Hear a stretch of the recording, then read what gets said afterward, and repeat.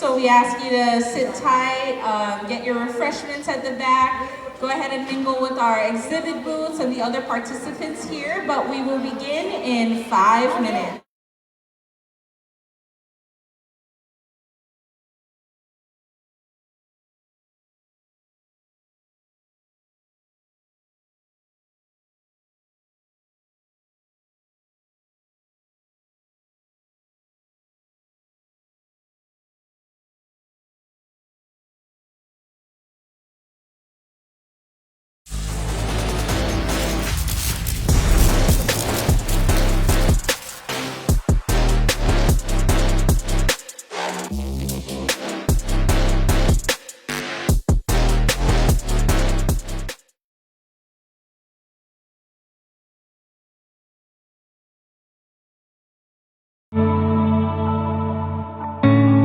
This is Mariana's Press, journalism by journalists, with you at the center as we cover the news and sports stories here at home and across the region.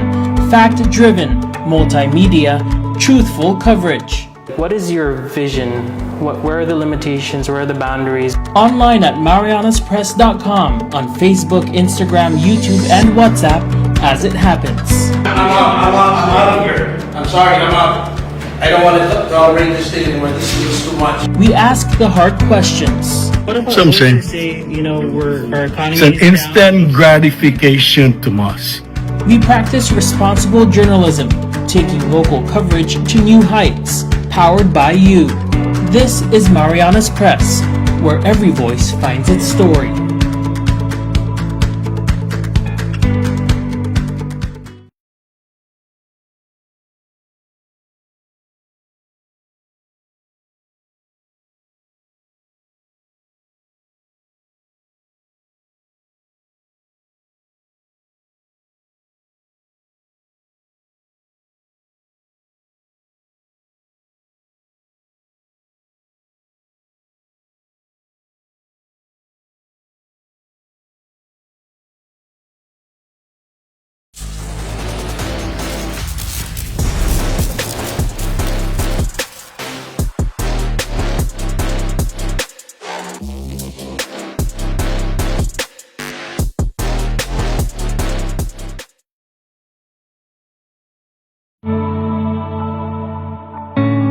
This is Mariana's Press, journalism by journalists, with you at the center as we cover the news and sports stories here at home and across the region. Fact-driven, multimedia, truthful coverage. What is your vision? Where are the limitations? Where are the boundaries? Online at marianaspress.com, on Facebook, Instagram, YouTube, and WhatsApp as it happens. I'm out of here. I'm sorry, I'm out. I don't want to tolerate this thing anymore. This is too much. We ask the hard questions. Some say, it's an instant gratification to us. We practice responsible journalism, taking local coverage to new heights, powered by you. This is Mariana's Press, where every voice finds its story.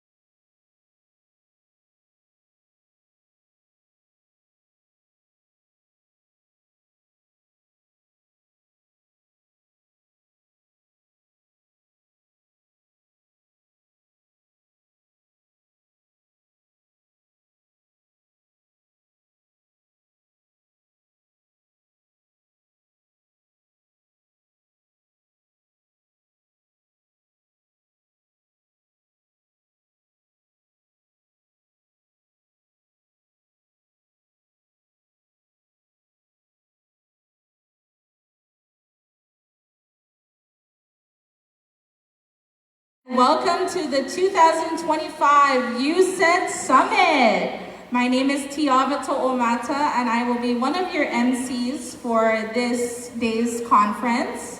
And my name is Kobe DeLongguero, and I'll be your co-MC for today. And we thank you all for taking the time out of your Saturday to come in here and honing in your advocacy skills with the theme that we have for our UCEDD Summit, which is, I'm gonna have Kobe showcase it on his back here. And if you see our friends wearing this beautiful UCEDD NMC collaboration shirt, our theme is labeled out here, which is educate, advocate, and elevate. So we look forward to having all of you accomplish these goals and more with our summit today. And to kick us off, we would like to now bring to the stage and welcome the Consumer Advisory Committee Chairperson to give our welcoming remarks, none other than Chairman Felipe Aquino Jr. from Tinian.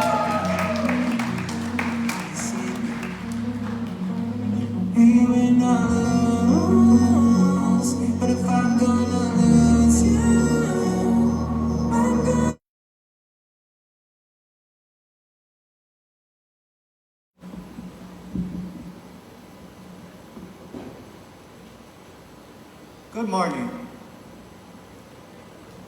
Good morning, everyone.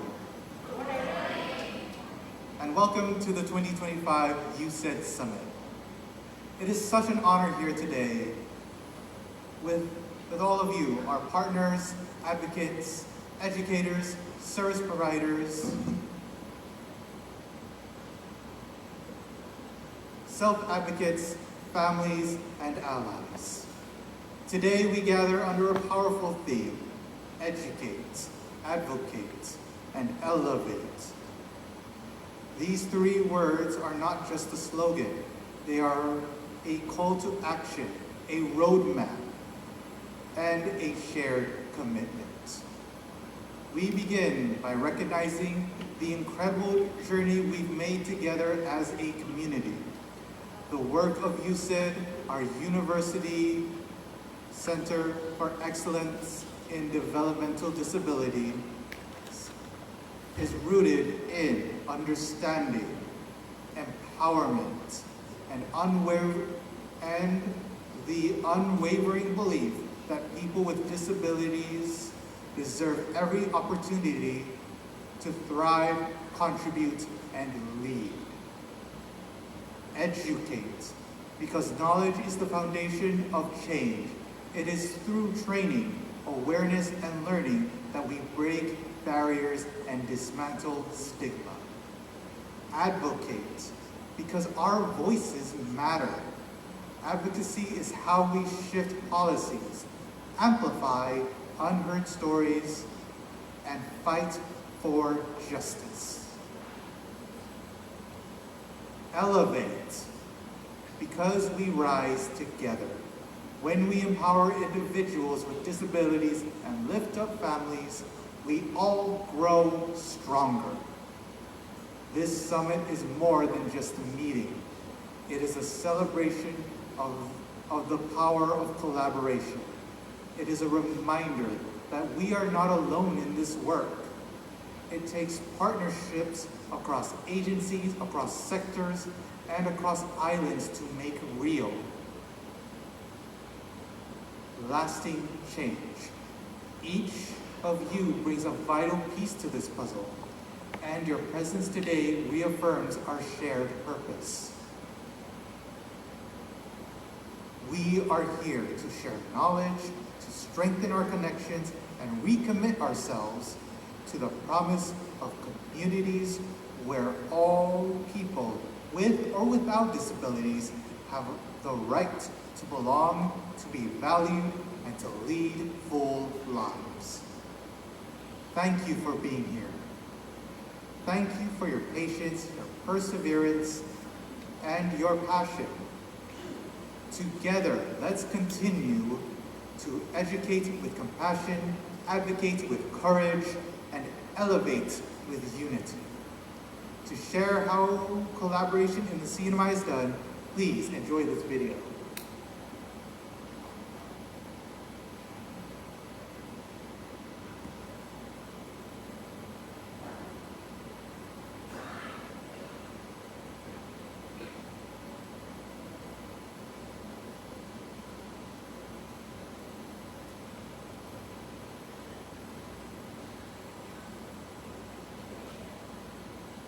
Please hold as we get our video ready.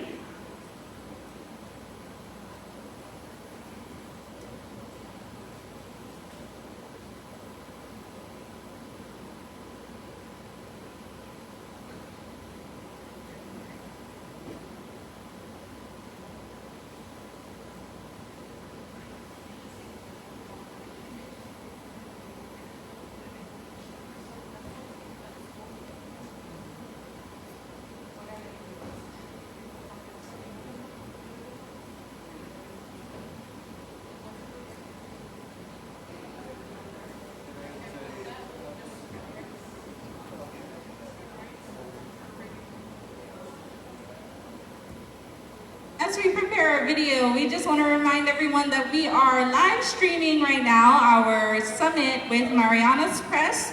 Shout out to the team at Mariana's Press. We got Mr. Tomas Maglonia holding it down the fort over here. Welcome to everyone who is joining us online and live. We appreciate you taking the time out of your day and educating yourself to become advocates so we can elevate, again, all the great words spoken by our chairman here, Mr. Felipe Aquino Jr. And we have a great video that we do want to share with you all if we are ready. Perfect.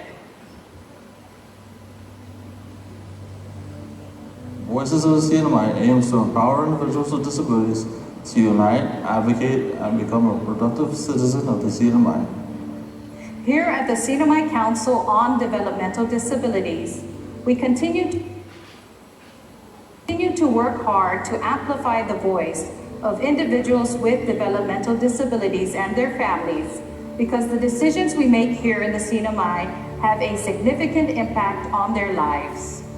The Center for Living Independently provides a variety of skills and training to support our consumers to live independently. The CACC Population Health Services, Maternal, Infant, Child, and Adolescent Health, the MICA programs aim to promote and improve the health and wellness of women, infants, children, including children with special healthcare needs and their families through the delivery of quality prevention programs and effective partnerships. The Commonwealth Transit Authority provides transportation for our consumers to access, engage, and participate in life skills and training opportunities to improve their quality of life. Here at the Northern Marianas College University Center for Excellence in Developmental Disabilities, we promote, support, and enhance independence, productivity, integration, and inclusion of individuals with disabilities and their families in the community through our 4 core functions in education, research, community service, and dissemination of information. The DCCA Division of Youth Services Family and Youth Enhancement Program offers youth, parent, and community services that promotes the overall well-being of children and families, including case managing individuals and families with children with disabilities. The Northern Marianas Protection and Advocacy Systems Incorporated works to ensure the rights of people with disabilities to live independently and fully integrated within the community. It is the public school system's goal to ensure all children with disabilities are located, identified, and provided a free and appropriate public education in the least restrictive environment that prepares them for future education, employment, and independent living. The mission of the Office of Vocational Rehabilitation is to increase employment and promote independence for eligible individuals with disabilities in the Commonwealth of the Northern Mariana Islands.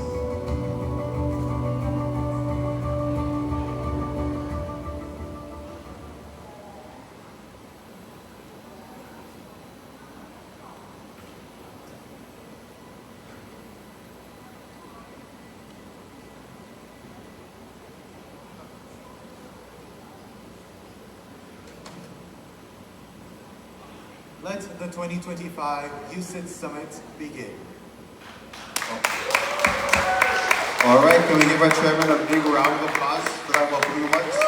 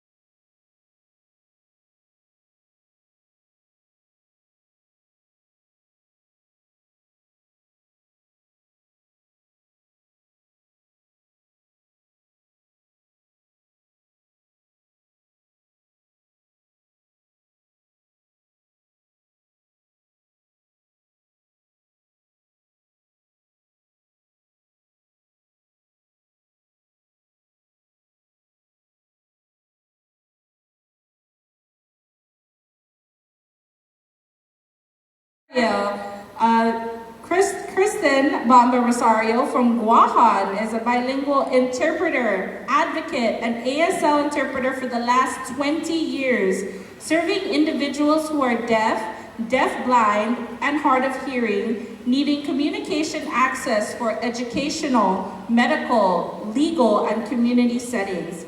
A consultant for the Deaf Academy on Guahan in the beautiful village of Hagat, providing guidance for the deaf educator, interpreters, and middle and high school DHH students. An instructor with the Guam Community College, teaching American Sign Language and Sign Language interpreting certificates. Her educational background includes an Associate's in Education, a Bachelor of Arts in Child Development, Advanced Certificate in Deaf Education from the College of Marshall Islands, a trained community interpreter, a certified court interpreter, and a community interpreter with the Guam Coalition Against Sexual Assault and Domestic Violence, Ms. Kirsten Rosario. The next guest we would like to honor is Ms. Lizelle Ramirez. Ms. Lizelle, a devoted wife and proud mother of 4, with 24 years of experience as a special educator, she currently serves as a special education teacher at Belgisar Elementary School. In addition to her role in the classroom, she is a certified teacher of the visually impaired and an orientation and mobility specialist. Her passion lies in supporting individuals with disabilities within our community, helping them navigate the world with confidence and independence. Ms. Lizelle Ramirez.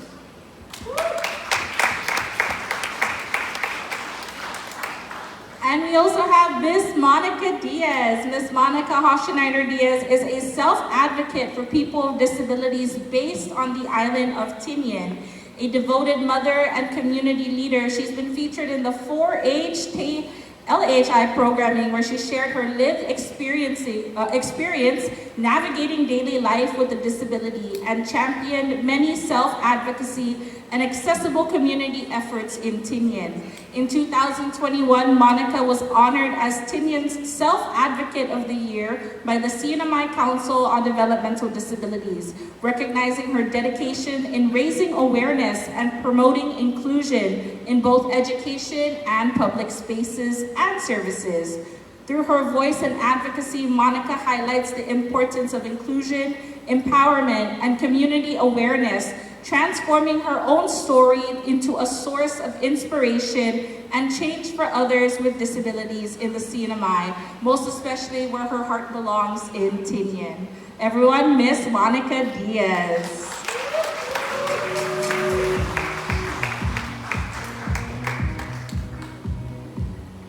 That's a little sneak peek behind the scenes background on all your trainers that will be facilitating today's activities with our breakout sessions and our morning sessions that we have here. Before we do begin, we have a special word from our director for the Pacific Basin University Center for Excellence in Developmental Disabilities. She will be joining us via Zoom. Unfortunately, she wasn't able to come in person for our conference, but as we set up her Zoom call, it is Dr. Kiriko Takahashi. Not only does she serve as the director for Pacific Basin University Center for Excellence in Developmental Disabilities, but she is also the interim director at the Center on Disability Studies at the University of Hawaii in Manoa. And she will have some special words that she'd like to share to all of our attendees this morning. And we will be pulling her up in our Zoom call very shortly.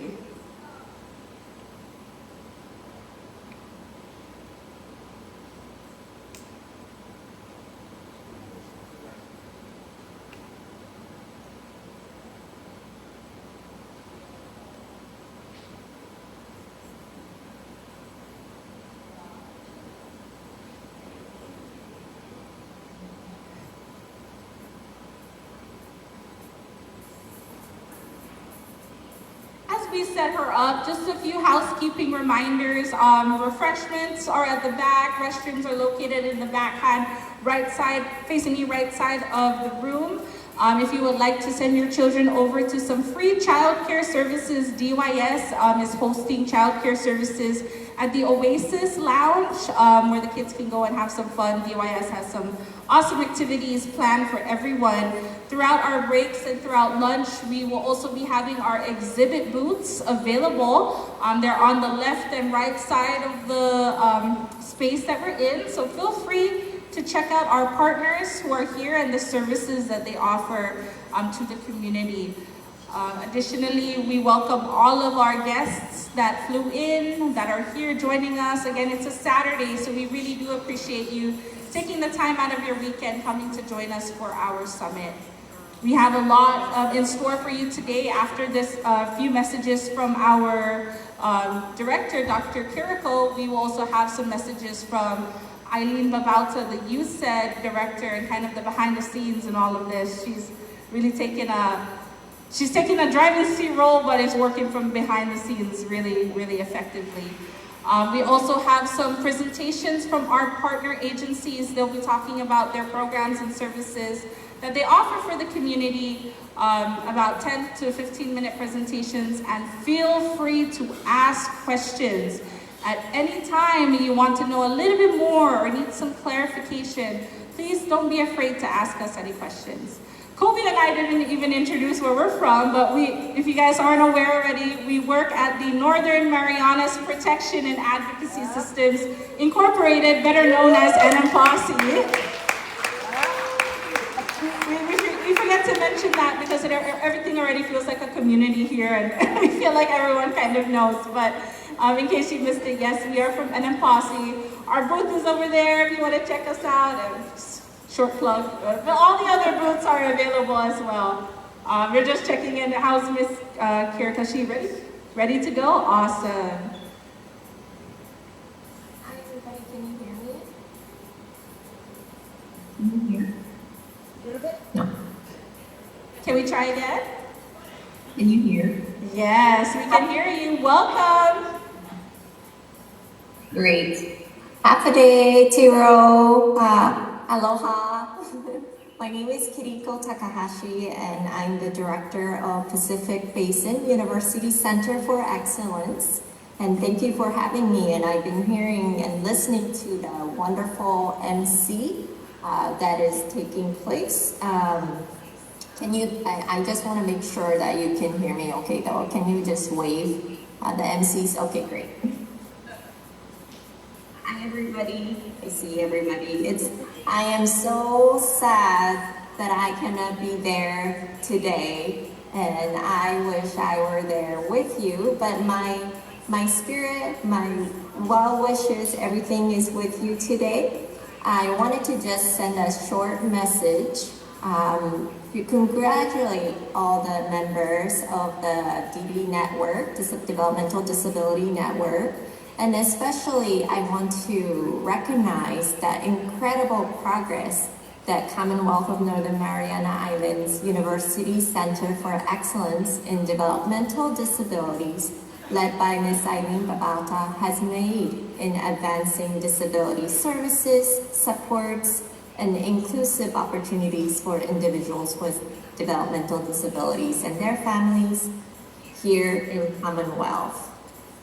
Over the past several years, I have seen the CNMI UCEDD has grown into a vital local resource. It has strengthened interagency collaboration, enhanced training opportunities, supported community-based research, and really elevated the voices of individuals and family members with disabilities in policy making and program development. Through its culturally grounded and community-driven approach, you have made an inclusive model for all in the CNMI that we, and even in Hawaii and other states, can look up to. The training, the CNMI UCEDD has provided training for educators, service providers, supportive families, developed leadership programs for self-advocates, and really helped shape more inclusive policies, and it really is a treasure for all. But right now, I want to also mention that UCEDDs across the country need your support, including the one in CNMI, are at risk. Due to changes in the federal budget, and UCEDDs could lose all the funding and be eliminated. And that would have a serious impact on the disability community over here, over there, and everywhere in the United States and jurisdictions. So we need your help to protect the UCEDD and the valuable work it has been doing. So I just want you to keep this in mind as you go through the summit today. And if you learn anything from the summit, I would like you to speak up. Tell your story about how the UCEDD has helped you or someone you know. Share how these services have made a difference in your life. If you're a parent, educator, or self-advocate, your voice matters. It will also really help to contact your elected officials. Call, write, or email CNMI leaders. Ask them to protect UCEDD funding and support disability services. Even a short message saying, please support the CNMI UCEDD can make a difference. And 3, please stay informed and spread the word. You can follow the CNMI UCEDD newsletters. You can go to Northern Mariana's College office and talk with Eileen and her team. Share different updates with your family and friends and coworkers. Like if you know about this summit today and your experience, share with others, and there will be other events that will be upcoming, and encourage them to participate. And also share them what is at stake right now. If you are able to, join a community meeting or listening sessions. We often have events or listening sessions hosted by the CNMI UCEDD or other disability organization like the DD Council or NMPOSSE or the Independent Living Center. So ask questions, learn more, and offer your support. And finally, if you're able to, you can also write a letter of support. If you represent a school, nonprofit, or community group, writing a formal letter showing your support for the CNMI UCEDD will be very helpful.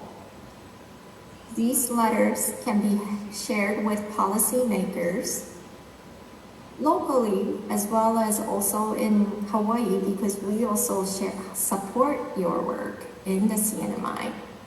And this can show how much the community values the UCEDD. Together, we can protect this critical resource for your islands, and the CNMI UCEDD belongs to you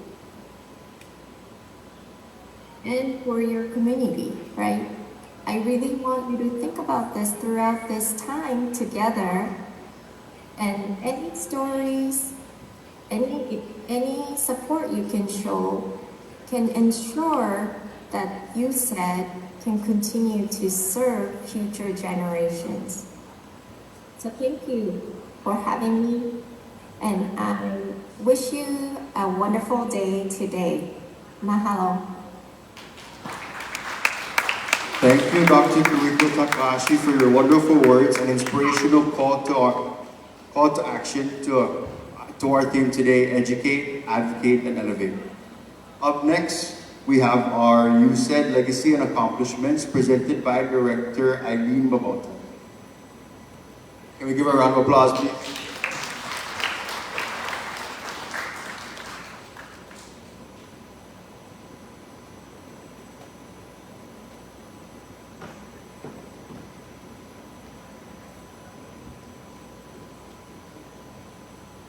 want to first recognize our MCs.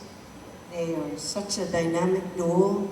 I'm speechless, so please bear with me if I'm a little caught off a little bit because I'm speechless. I told him, I said, I don't wanna present. Can you guys do it? He said, no, you do it. Okay. I said, okay. Well, thank you everyone for joining us today.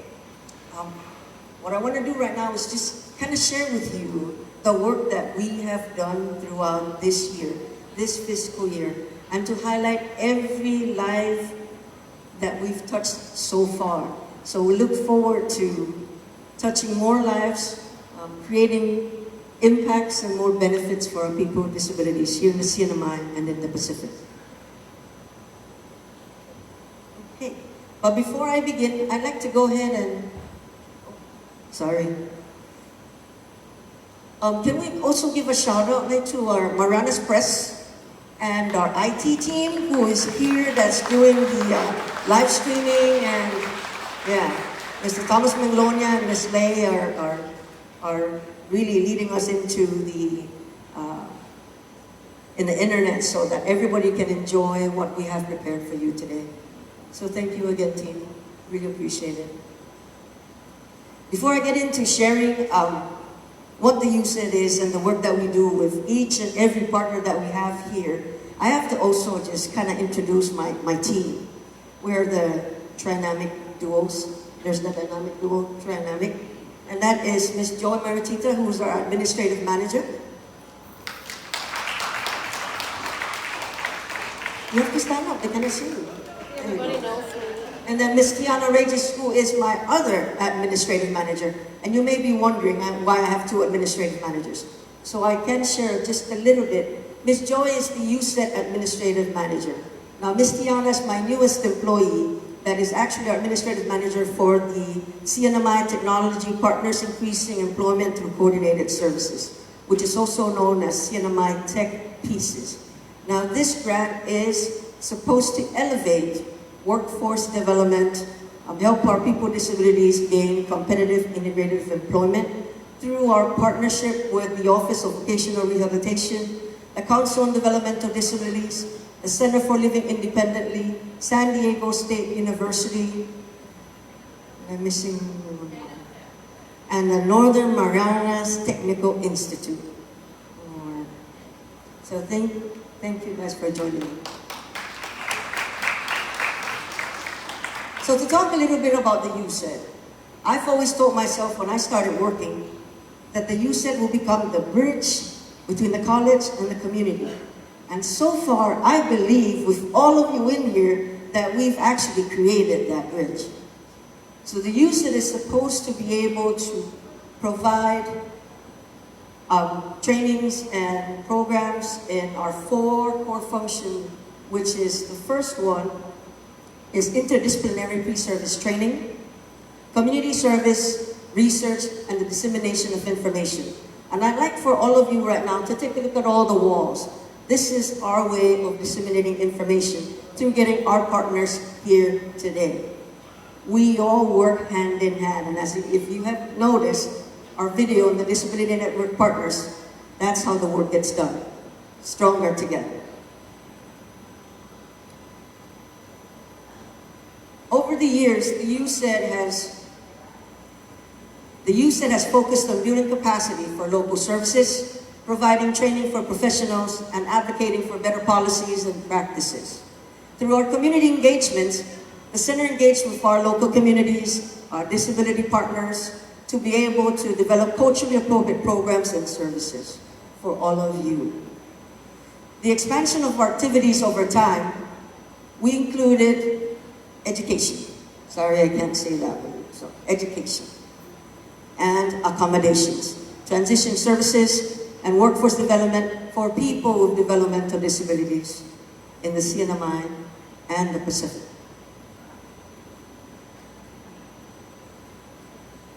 Did I get it? Oh, still me, sorry. Thank you, Wilbert. Enjoy this video that talks a little bit about what the UCEDD does.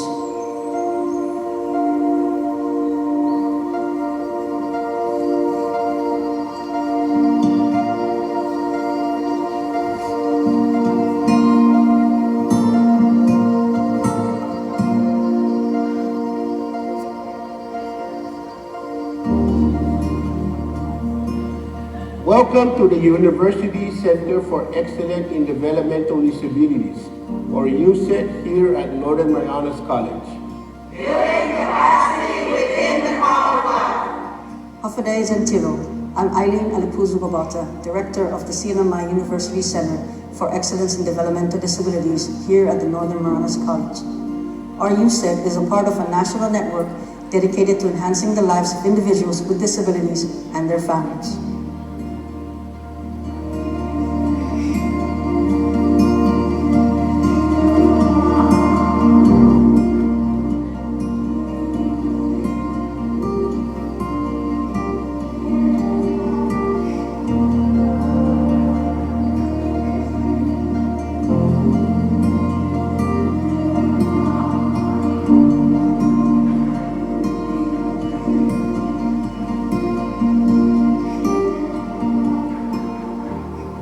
At CNMI, we focus on our 4 core functions outlined by our scope of work.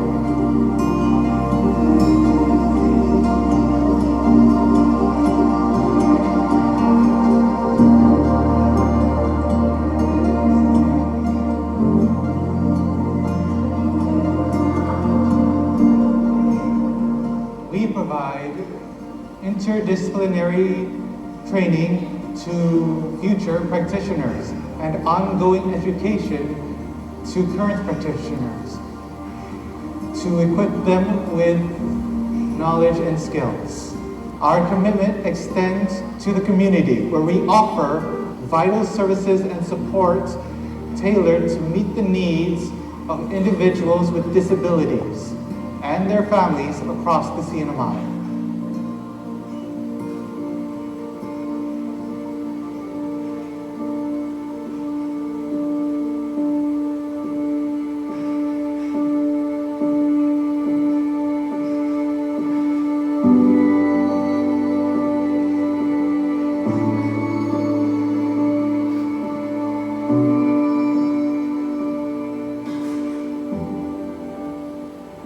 Research is another cornerstone of our mission. We conduct studies that inform best practice and drive innovation in disability service. Disseminating information widely, we empower our community and beyond with valuable resources and insights. Our approach is deeply rooted in cultural competence, ensuring that our services are not only effective, but also respectful of the unique cultural context of the CNMI and the Pacific. Through local, national, and international partnership, where we strengthen our effort and expand our impact, fostering exclusive practice and advocating for the rights of individuals with disabilities. For more information about UCEDD CNMI, please visit our Facebook and Instagram or contact us directly. Sizuz Masi, and thank you for taking the time to learn about our work at the University Center for Excellence in Developmental Disabilities. Together, we can build a more inclusive future for everyone.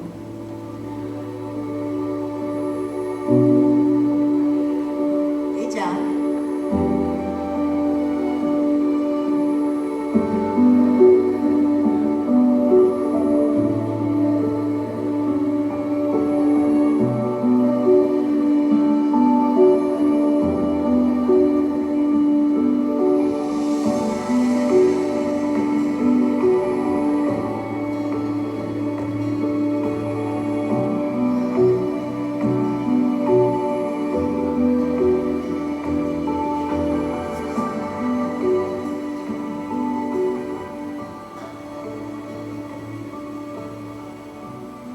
That's what we do.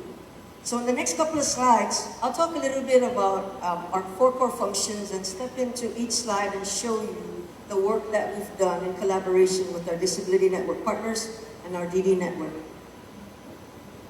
So just to kind of reiterate our 4 core functions, Core 1 is on interdisciplinary training and education. Core 2 is community service. Core 3 is research. Core 4 is dissemination of information. The next slide that I want to show you is our partnership with all our first responders, our DMP and our DD network. It's just a glimpse of all the things that we've done through COVID, through a bit of YouTube, but I wasn't here, so I had to gain these experiences and stories from our DMP and our DD network to be able to kind of feel what it was like to be here at those times. So a little bit about this particular video. I have a passion for emergency management and preparedness. And so with that aim, this is what we've created.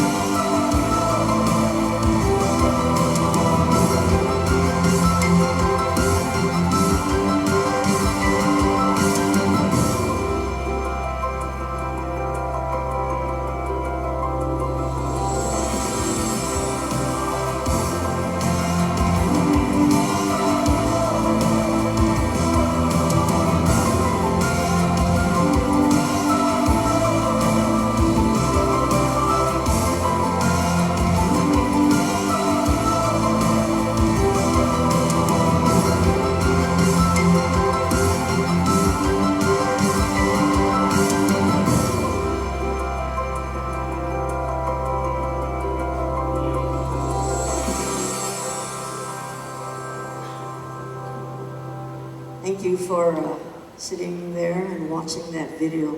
So this video talks a lot about our aim towards improving communication between our first responders and our people with disabilities during emergencies and disasters. So you might have seen all those firemen, the police officers, and they had like spaghetti noodles and marshmallows. Well, that activity was supposed to show them what it would be like if you couldn't use your hands, if you couldn't hear, if you couldn't speak.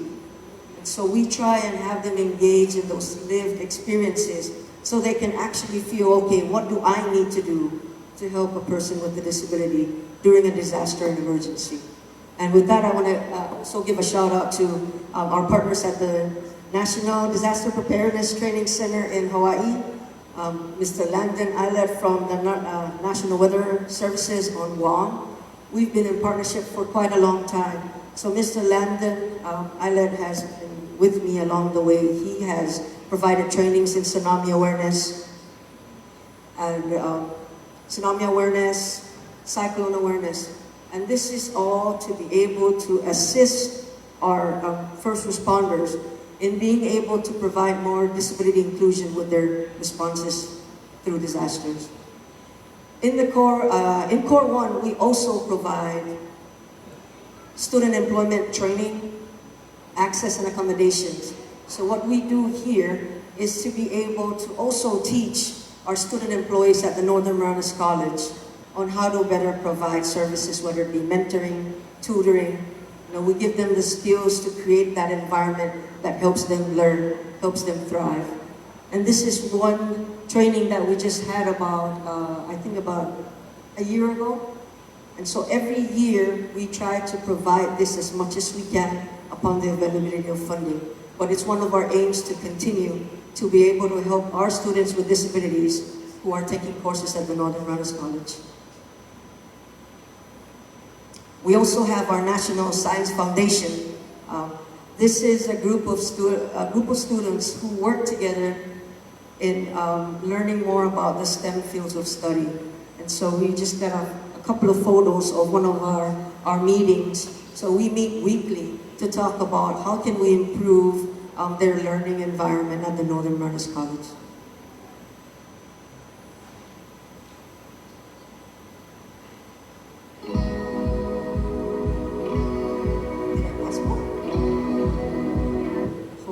Hold on, guys. I don't know. Okay. I knew I was clicking too fast and it wasn't moving. So the other technical assistance that we provide are accommodation and access trainings for our NMC faculty and staff. So if you see this, we just had this training about 3 weeks ago.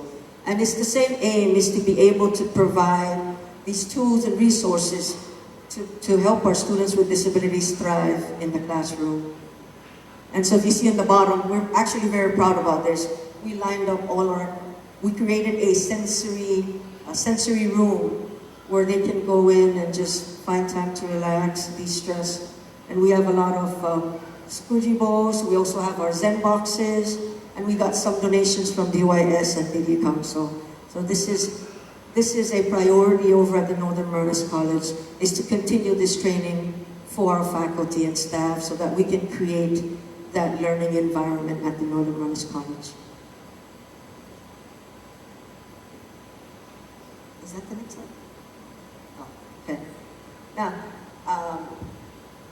still under Core 1, we're very proud to be able to show you this video. This is our aim also, to be able to work on HCBS, which is the Home-Based Community Services Program. And we are in collaboration with our DCCA, DD Council, and the Medicaid office. Where's my Medicaid office? There, oh, there. Thank you, sir. Thank you for being here. And so we work closely with Mr. George Cruz, who is their Medicaid administrator now. And what we plan to do is to continue that movement, to be able to help our people to get more services and respite care and all the wonderful things that can help improve the healthcare system in the Commonwealth. So I hope you enjoy this one video.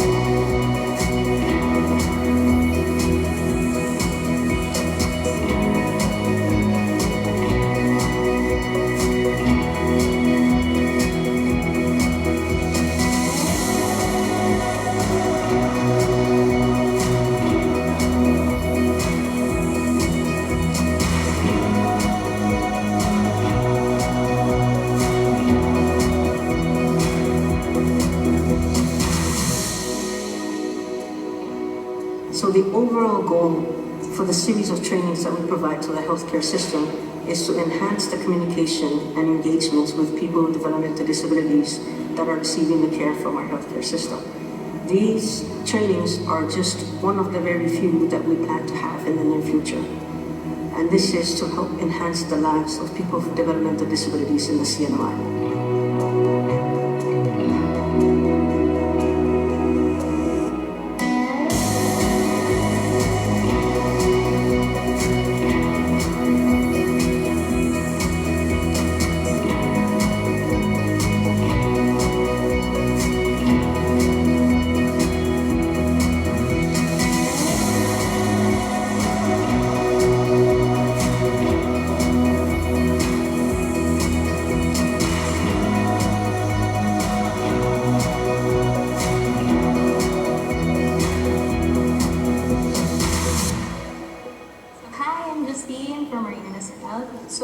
as a social worker, today I was refreshed and provided me additional insights about dealing with persons with disabilities. So for myself, as a professional, I am expecting myself to advocate more. So that's one of the roles of social workers, to advocate for our clients. So with this, I can say that I have learned more, and I can use the learnings that I gained today, and I can share it with my coworkers in Mariana's Health, such as with the nurses, PTs, CNAs. Well, providing health care for individuals with intellectual or developmental disabilities is really very challenging, but in this training I've learned a lot on how to use the skills and tools and how to support them. And for me, the key is patience, because people with IDD requires additional time and support in communicating with them. So it's very important to have patience. And if you do this, you will not only benefit yourself, but even the person who has this.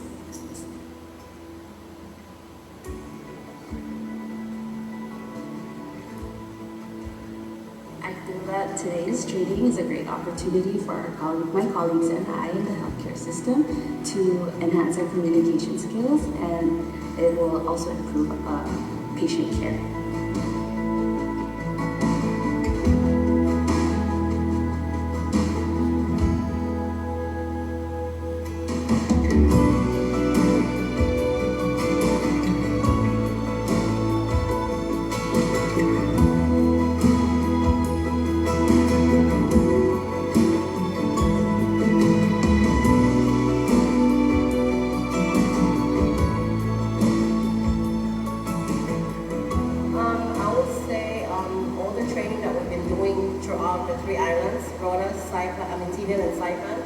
And especially spreading awareness about people with disability. And another thing that I would say on my part that I accomplished is the social media part. For instance, when I started with UCEDD, our Facebook was really low on the followers, and then up to this day, we have like 800 plus followers, and I'm looking forward for more.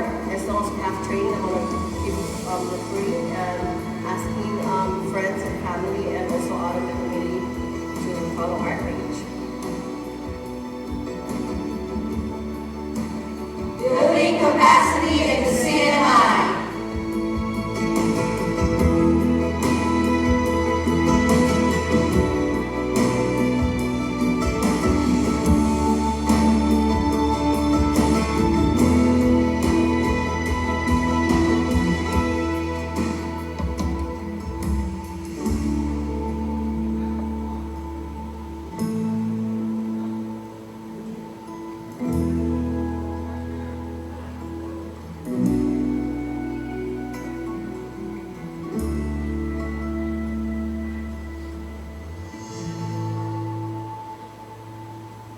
So our next core function is on community service. And one of our biggest events of the year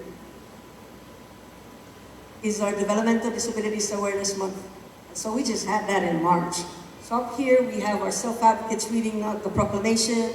We got our Lieutenant Governor, and we got our very own Emmett Fitio there receiving the Champions of Opportunity Award. So every year we have a celebration of abilities where we highlight our self-advocates, our DNP, and provide appreciation for their support throughout the events that we have in March. And so many beautiful faces up here in support of our people.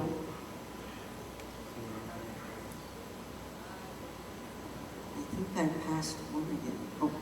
So this next video talks a little bit about what that is and how we celebrate. It was done in 2024, but it continues to impact the lives wherever we go when we preview this video.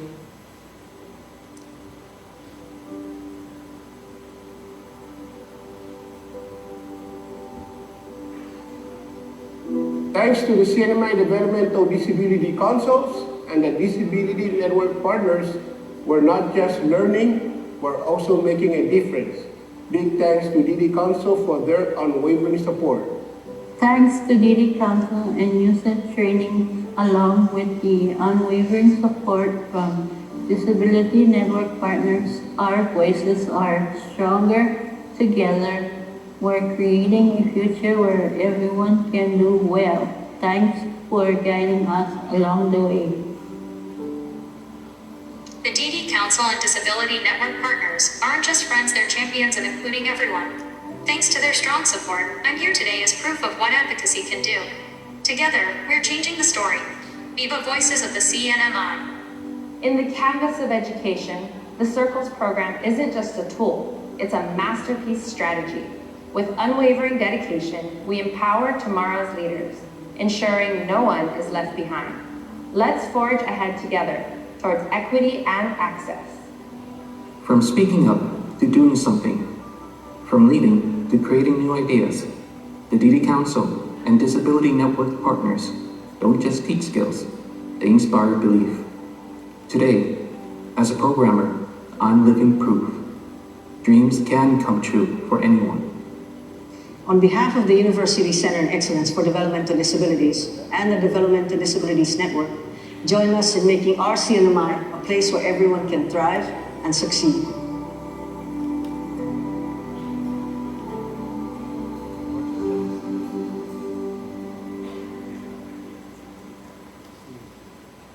This next slide talks a little bit about what my passions are.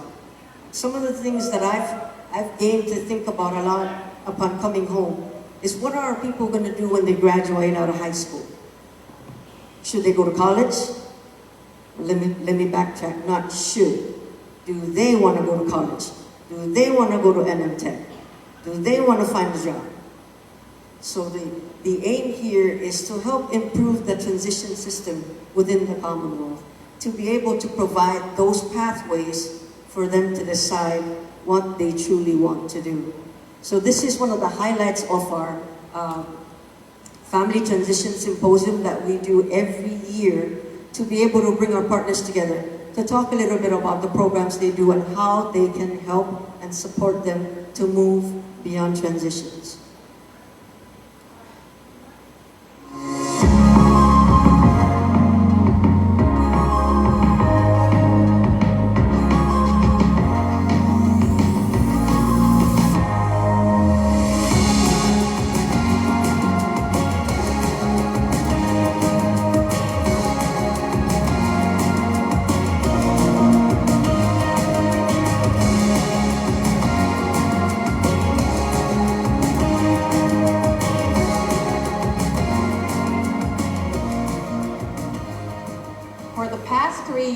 The Council, in collaboration with UCEDD and NMPOSSE, better known as the Developmental Disability Network, in partnership with our Disability Network partners, host a Family Transition Symposium. Our goal is to provide invaluable tools and knowledge to our students as they transition to post-secondary education, to the trades, and to careers of their choice. Thank you to the families and the students and our partners who participate each year during our conference.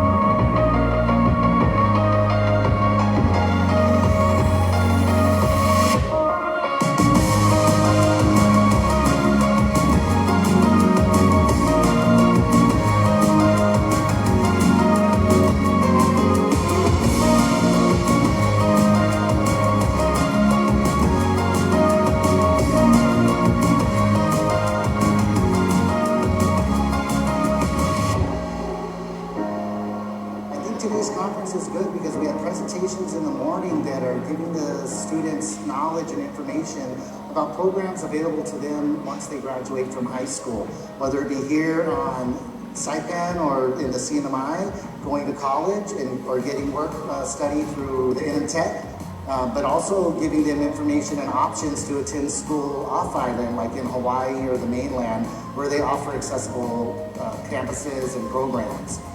This also today gives them an opportunity to meet with those service providers that can assist them in their transition. So we do have a number of Disability Network partners who are here with us today to offer assistance to the students and give them information again on what we do in the community and how we can best serve them.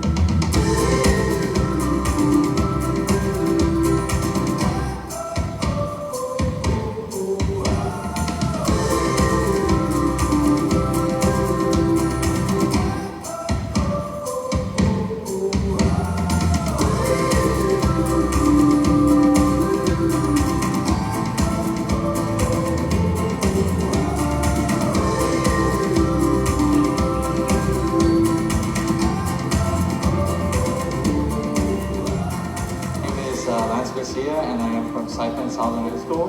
And one thing I've learned from the event is self-awareness on how you need to be aware of things that are happening, or like things that are happening to you that you dislike, and well, what you don't like about them, so you can tackle them in the future.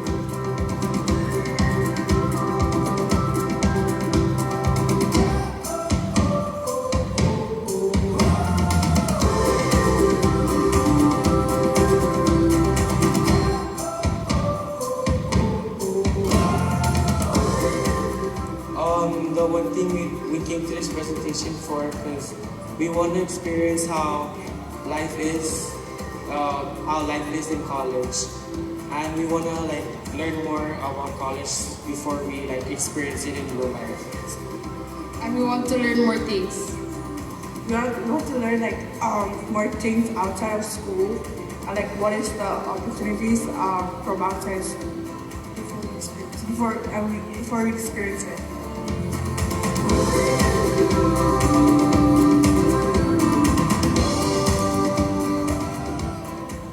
Hi, my name is Eric Folk, and I'm a faculty member from the Center on Disability Studies at the University of Hawaii at Manoa. And I'm here at the Family Transition Fair today, and it's been an amazing experience.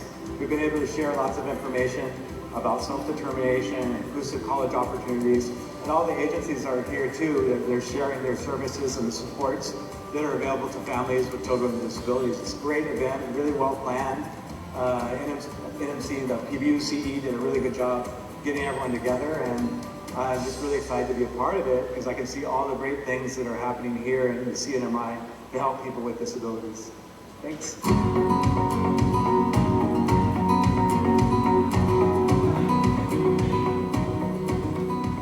So the outcome of this symposium is actually making sure that our partners get together to make sure that our community members, especially with our children who are our families with children with disability, and of course the individuals with disability, have access to the important information that they need to be able to assist everywhere, to be assisted everywhere, whether it's in the homes or in the schools or in the community.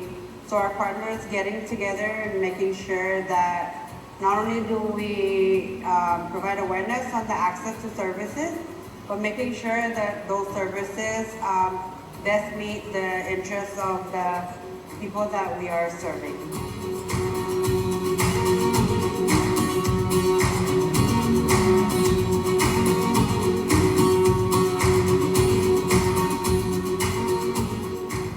Empower, equip, elevate.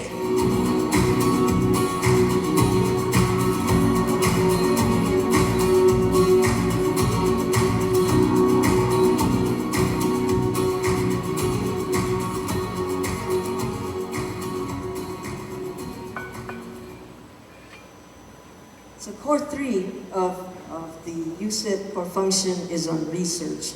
And some of the things that we do, and we'd really appreciate it too at the end of our event, if you could take our evaluation, our customer service satisfaction survey that helps us gather data and be able to have your voice be heard on what works, what doesn't work, what you want to see happen, so that we can incorporate that in our next year's planning of our schedule of events. We also support and assist the Council on Developmental Disabilities with all the surveys, their community needs assessment or their AT surveys. So we work alongside them to be able to make that happen. And then just this year, we had the opportunity to apply for a small funding opportunity with the assistive technology with the broadband policy and development. And so we're just waiting to hear what happens with that. But those are some of the things that we do. We work on creating and writing grants so that we can support our programs and provide more services. We also started our own CNMI disability policy seminar. This is the second time that we've actually done this. So this year, we had the opportunity to have our self-advocates, their families, and some community members meet and greet our U.S. delegate, Ms. Kimberlyn King-Hines, who was here to hear all of your voices, and in the hopes that she can bring all those voices back with her to DC to help advocate and elevate services and programs in the CNMI. And you can see there we've got our self-advocates that are speaking up and being able to share their voice and their lived experience. Core 4 on dissemination of information. I know in all these videos you saw those billboards, photos, posters. So we create videos, and that's in partnership with our NMC team. Sometimes we outsource, but our teams always give us the best. So, but at sometimes we have to go out because their work is excellent and their schedules fill up very quickly. But we do have outreach and awareness videos, which you've actually been viewing all throughout the time that I started my presentation. And then, of course, our UCEDD Summit, with what you have here today. This is our biggest event with regards to dissemination of information. And then we got host libraries. And I would like to mention that we hosted libraries on Tinian and Rhoda.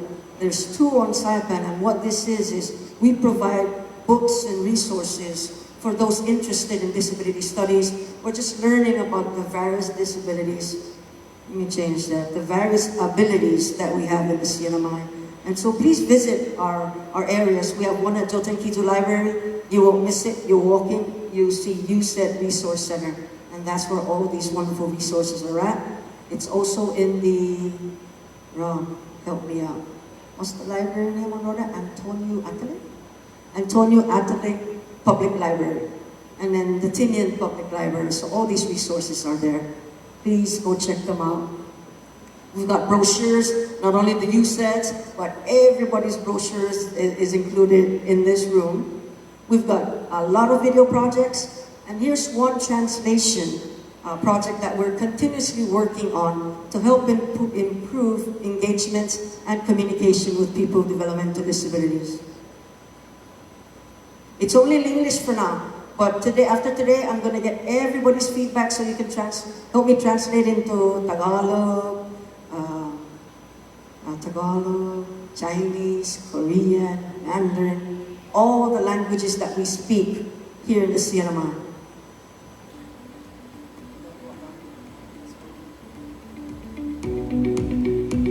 Speak directly to the person.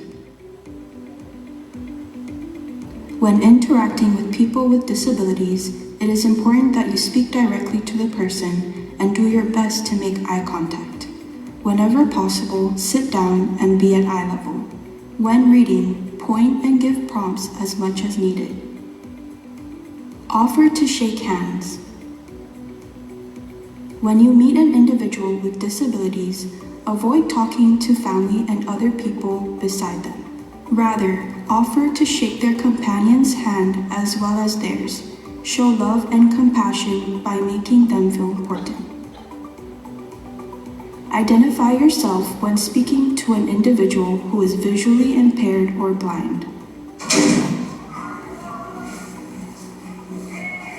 Morning. Hi, Jack. How are you? Good. Identify yourself when speaking to a visually impaired or blind individual.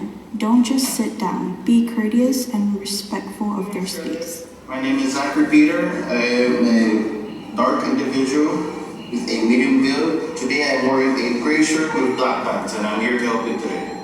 Can I sit down with you? Sure. Alright, how are you feeling today? Good. You good? Yeah. Day going good so far? Yes. I'm gonna come back in a minute, okay? I'll be right back. Okay. Sure. Wait for a response before assisting. We all want to help people with disabilities, but the best thing to do is exercise respect and patience. To recognize an individual's skills, always ask for permission before helping. Wait patiently for a response. Most of the time, they can do tasks on their own. Treat adults as adults. Just because they are in a wheelchair doesn't mean you can't just take something from them. Ask for permission if you can use what is around them. Show some compassion and just ask if they're using it before taking it away from them. Respecting assistive technology devices. People with disabilities use assistive technology and other mobility devices from wheelchairs to walkers. These instruments are essential for everyday life. Never lean onto them unless you ask for permission. Ask for permission to touch, lean, or push them around while using their assistive technology devices. Listen attentively. When interacting with people with disabilities, listen attentively. Avoid distractions like texting and checking your cell phones while seated with them. Be genuine, compassionate, and respectful, and just focus on the conversation with them. Don't stand over an individual when communicating. Don't speak down to an individual. Show them respect and dignity. Sit down beside them and be at eye level. They will engage attentively and enjoy sharing their stories with you. Communicating with a person who is deaf or hard of hearing. When communicating with a deaf or hard of hearing individual, don't just wave, throw an object at them, or yell out their name. Approach the individual and gently tap them on the shoulder to get their attention.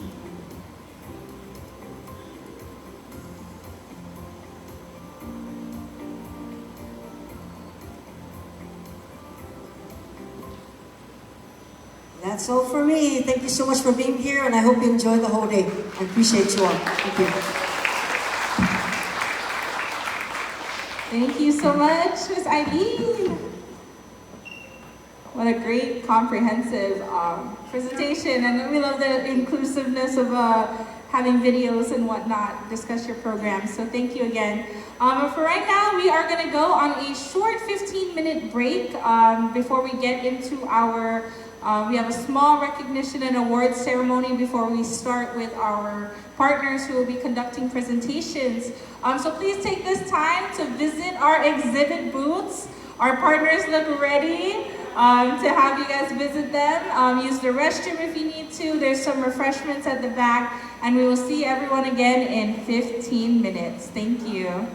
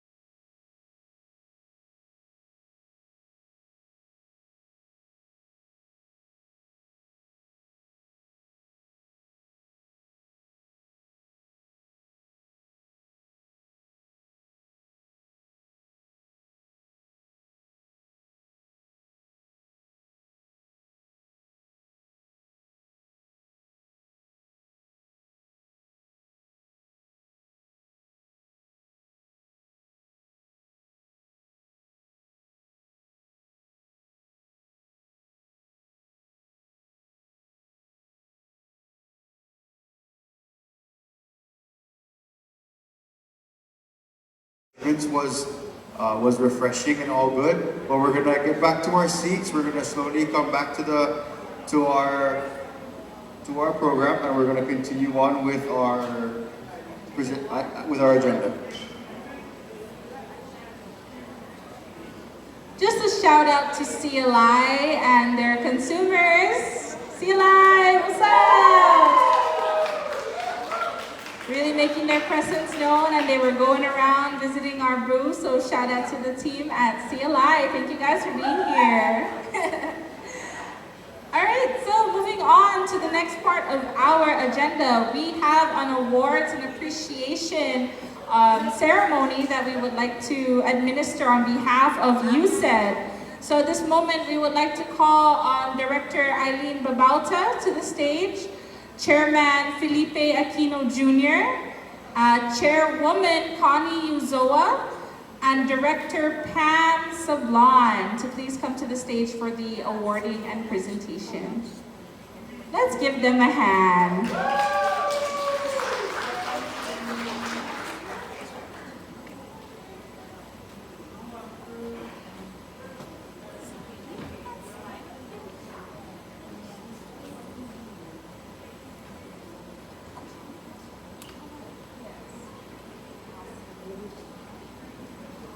All right, we're gonna have you guys in the front over here. Thank you. Every year, UCEDD has a tradition at their summit in honoring and promoting the love, I'd say, for our partners, our agencies, all those that work in collaboration with UCEDD to make events like this possible and to make pathways for people with disabilities possible, and to ensure that we educate, we advocate, and we elevate ourselves. And with that being said, UCEDD, on behalf of the UCEDD and all of our partners, we would like to present a special plaque of appreciation to several of our partner agencies who are with us today. So as we were putting on the nice new shiny plaques down there,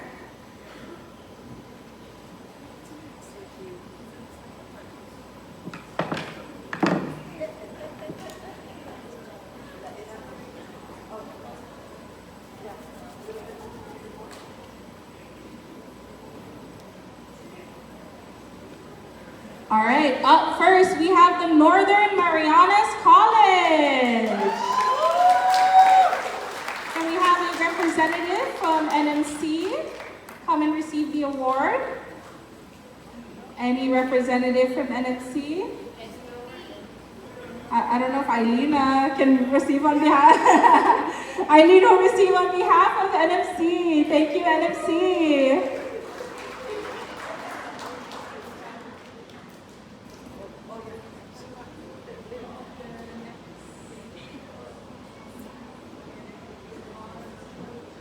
So in acknowledge of NMC, we have the Rhoda campus.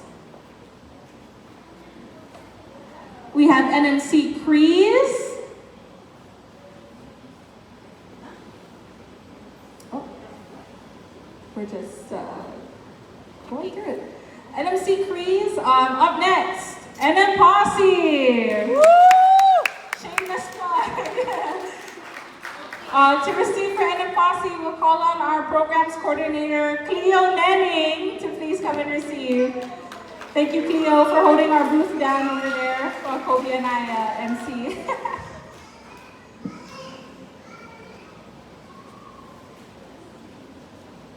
They're working on it. Oh, picture. We need to document, you know how it is. All right, up next we have the DD Council and the AT program. Can we call upon representatives from the DD Council and the AT program? Miss Pam and her awesome team. They are small, but they are mighty. A team of 4 of them who get a lot of work done for the DD Council. So thank you, DD Council. There's Miss Dara coming up.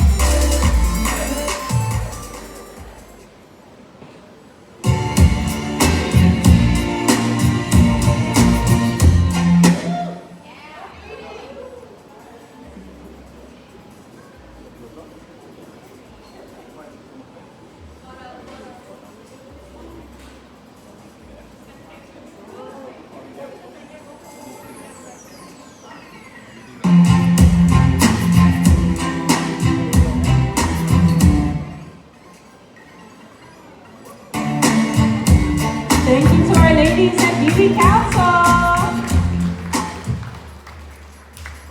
Up next, we have the voices of the CNMI. This is the Saipan, Tinian, and Rhoda chapters. So if we could have representatives from the voices from Saipan, Tinian, and Rhoda to come up and receive the award. I see Miracle. There's Rob from Rhoda.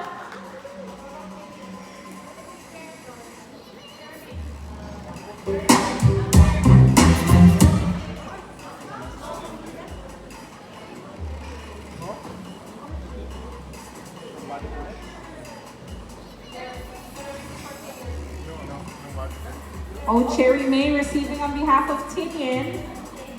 Let's have our voices numbered, come together and have a great photo. Thank you.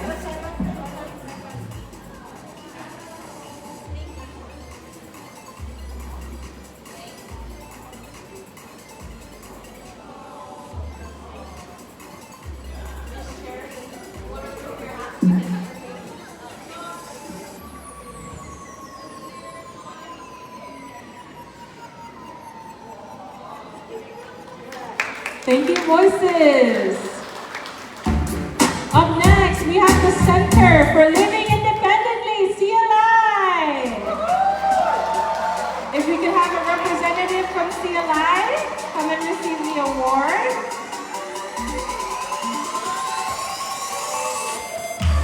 I see Mr. Zach.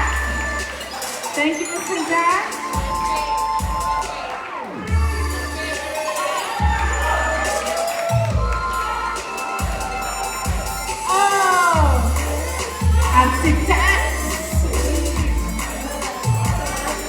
Thank you, Mr. Zach and Mr. Katz.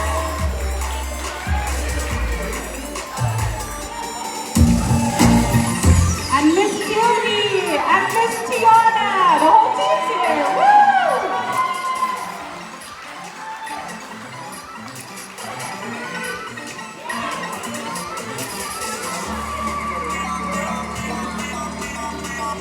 This is the awesome team at CLI.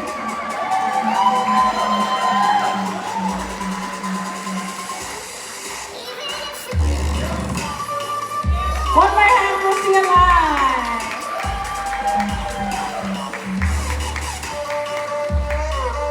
Up next, we have DYS, the Division of Youth Services. If we can get a representative. I see Miss Maria Olapoy. All the way up there, coming down. Thank you, DYS, for your partnership, for providing child care services during our events. And there's the lady of the hour, Miss Maria.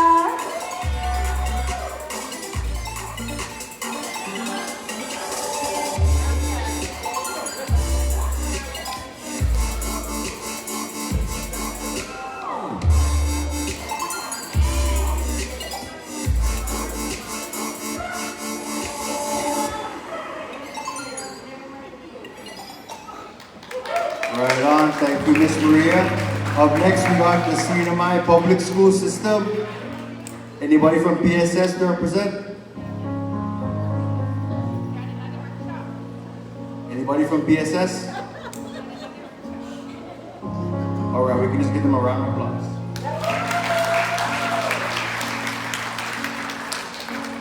And then up next, we have OVR. The next slide. Any representative from OVR? The Office of Vocational Rehabilitation. We have the Case Service Manager, Ms. Rose, making her way down with Counselor Aide, Ms. Shereen. And how can everyone forget Matt McQueen?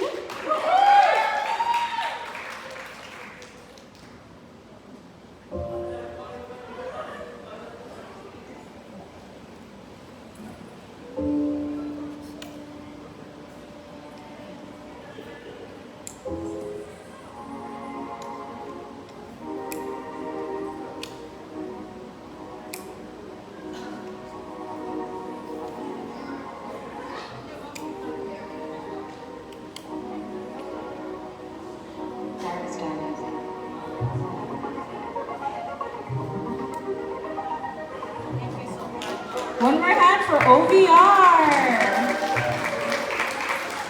Up next, we have the Commonwealth Transit Authority, CODA. Represented by Mr. John Demapine.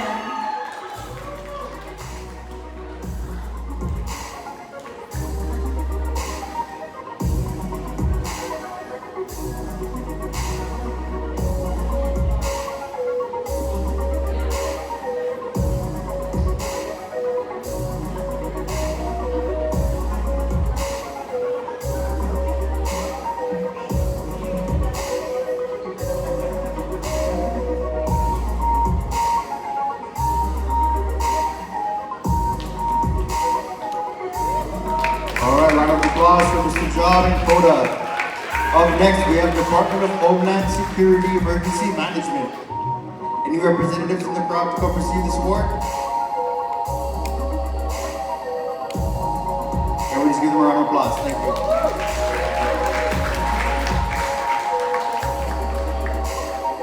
Up next, we have CNMI, Department of Public Safety, DPS. Anybody from DPS to receive? You can just give them a round of applause. Thank you, DPS.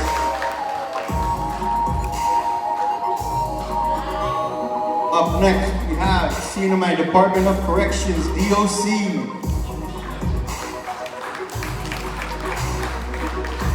Round of applause for DOC.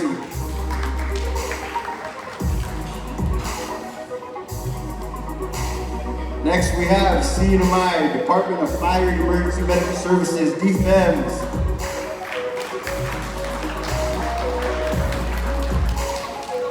Shout out to DFEMS. All right, up next, we have the Northern Marianas Technical Institute, NMTech. Come check out their booth over here, located next to NMPOS's booth.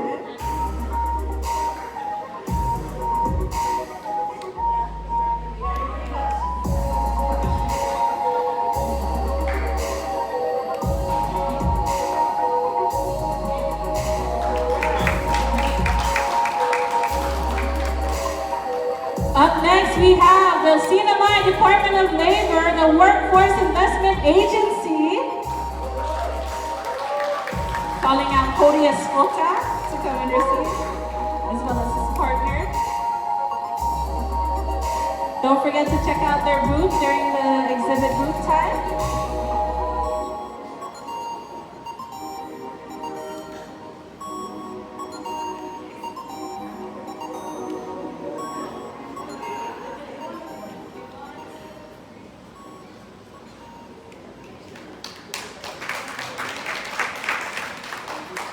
Thank you. Up next, we have the National Weather Service. They can hear us online. Round of applause for NWS. Up next, we have the Saipan Mayor's Office. Any representatives from our Mayor's Office? If not, one more round of applause for the Mayor's Office.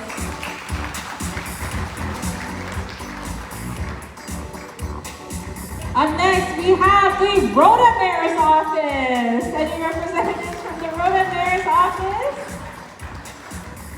Nope, let's give them a hand. Thank you, Chairwoman Connie, for bringing it back to the island of Luta. Up next, we have the Tinian Mayor's Office. And we'll have Chairman Felipe bring the award back to the Tinian Mayor's Office. Thank you, Chairman.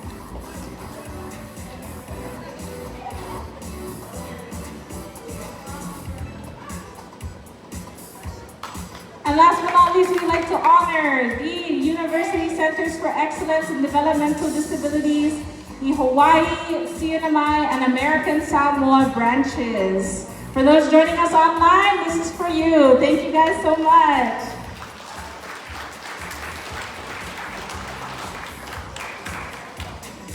All right, and up next, We would like to take a moment to honor Congressman Tomas John Manglonia for, he was one of our advocates of the year. I don't see a representative out here, but let's give him a hand for all the disability work that he was able to do and accomplish during his time as well.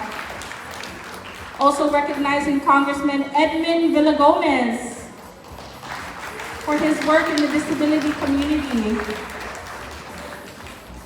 as well as our U.S. delegate, Congresswoman Kimberly King Hines, for her work and her efforts.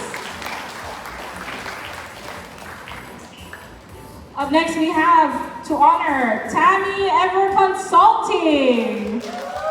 We're calling Ms. Tammy to receive a special award. Thank you again for flying out and providing services to our CNMI community.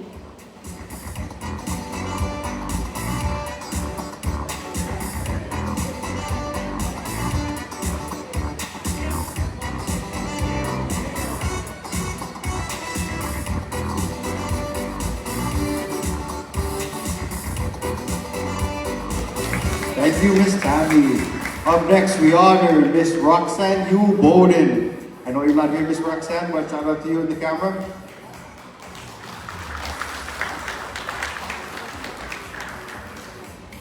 Up next, we want to honor Christian Rosario.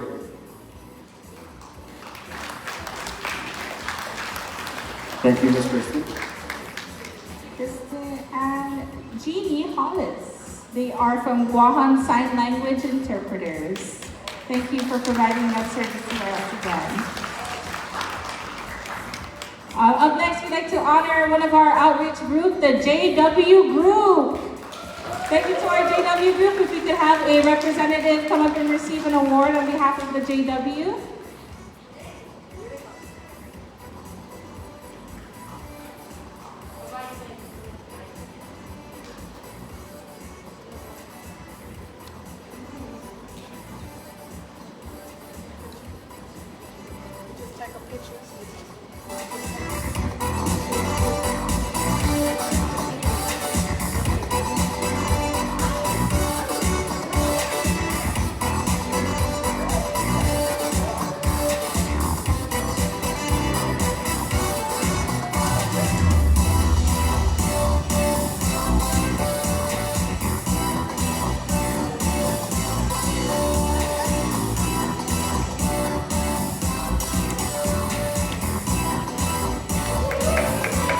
Up next, we call on a representative from the Medicaid office, the CNMI Medicaid office.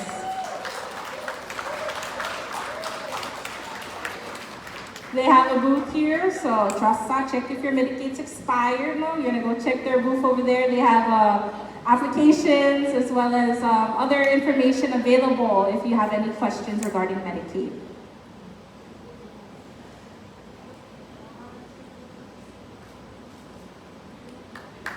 Thank you, Medicaid office. Now we're calling on representatives from the Commonwealth Healthcare Corporation, CHCC.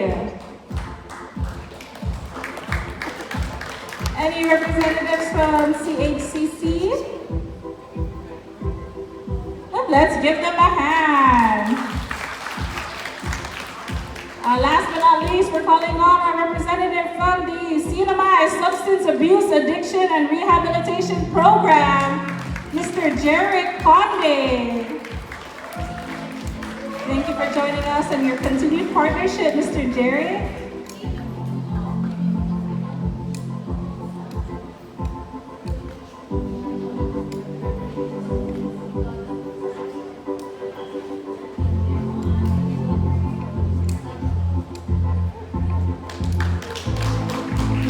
Thank you so much again for all of your partnerships. Thank you to our directors, Eileen and Pam, to our chairman and chairwoman.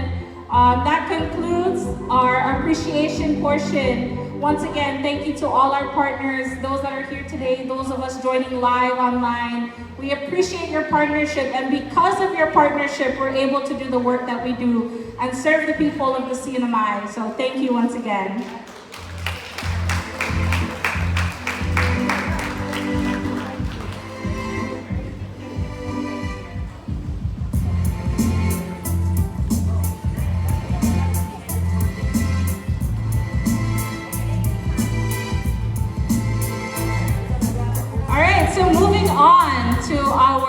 educate, advocate, and elevate portion, this is a community perspective. This is where we'll have some of our agencies present on their programs and services, what they offer to the disability community and the wider community of the CNMI.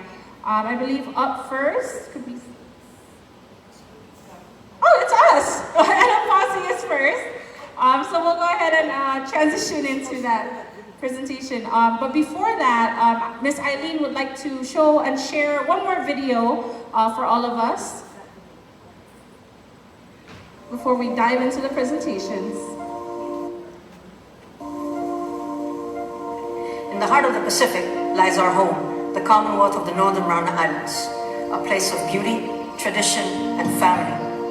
Like any other community, we must take care of all of our members, most especially our people with developmental disabilities.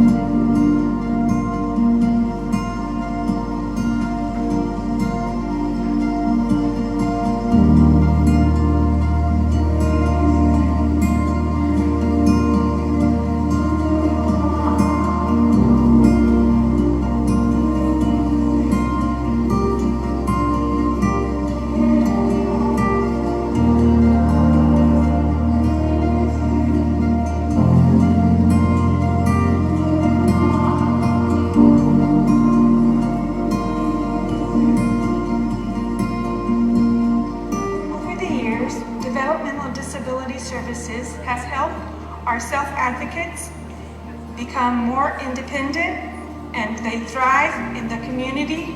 These services have empowered them to live with dignity and independently within our community.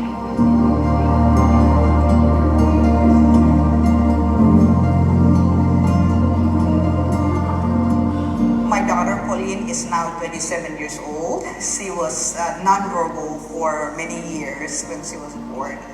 But thanks to social services, different agencies throughout the CNMI, from public school system to all of other agencies, she's now able to communicate.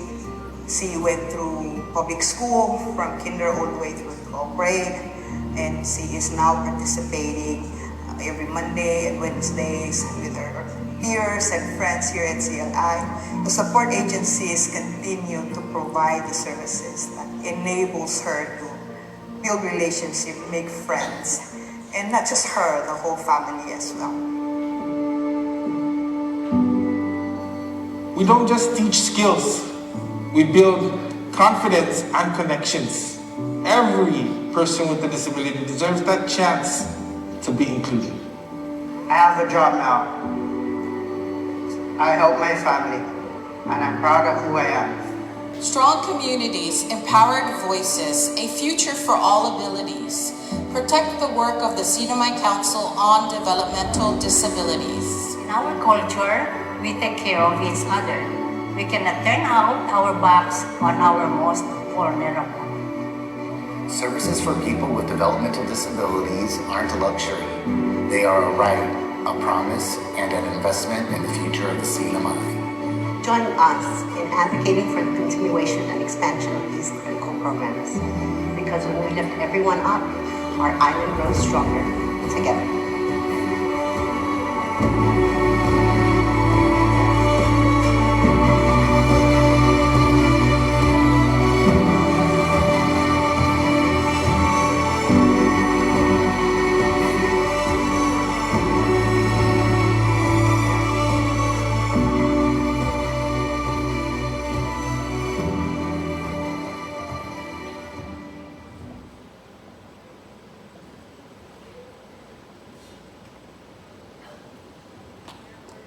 All right, let's give a hand for that beautifully produced video. Thank you to Miss Eileen, the team at NMC for capturing that and showcasing our why. Our why really is for our clients, the individuals with disabilities in the CNMI that we serve.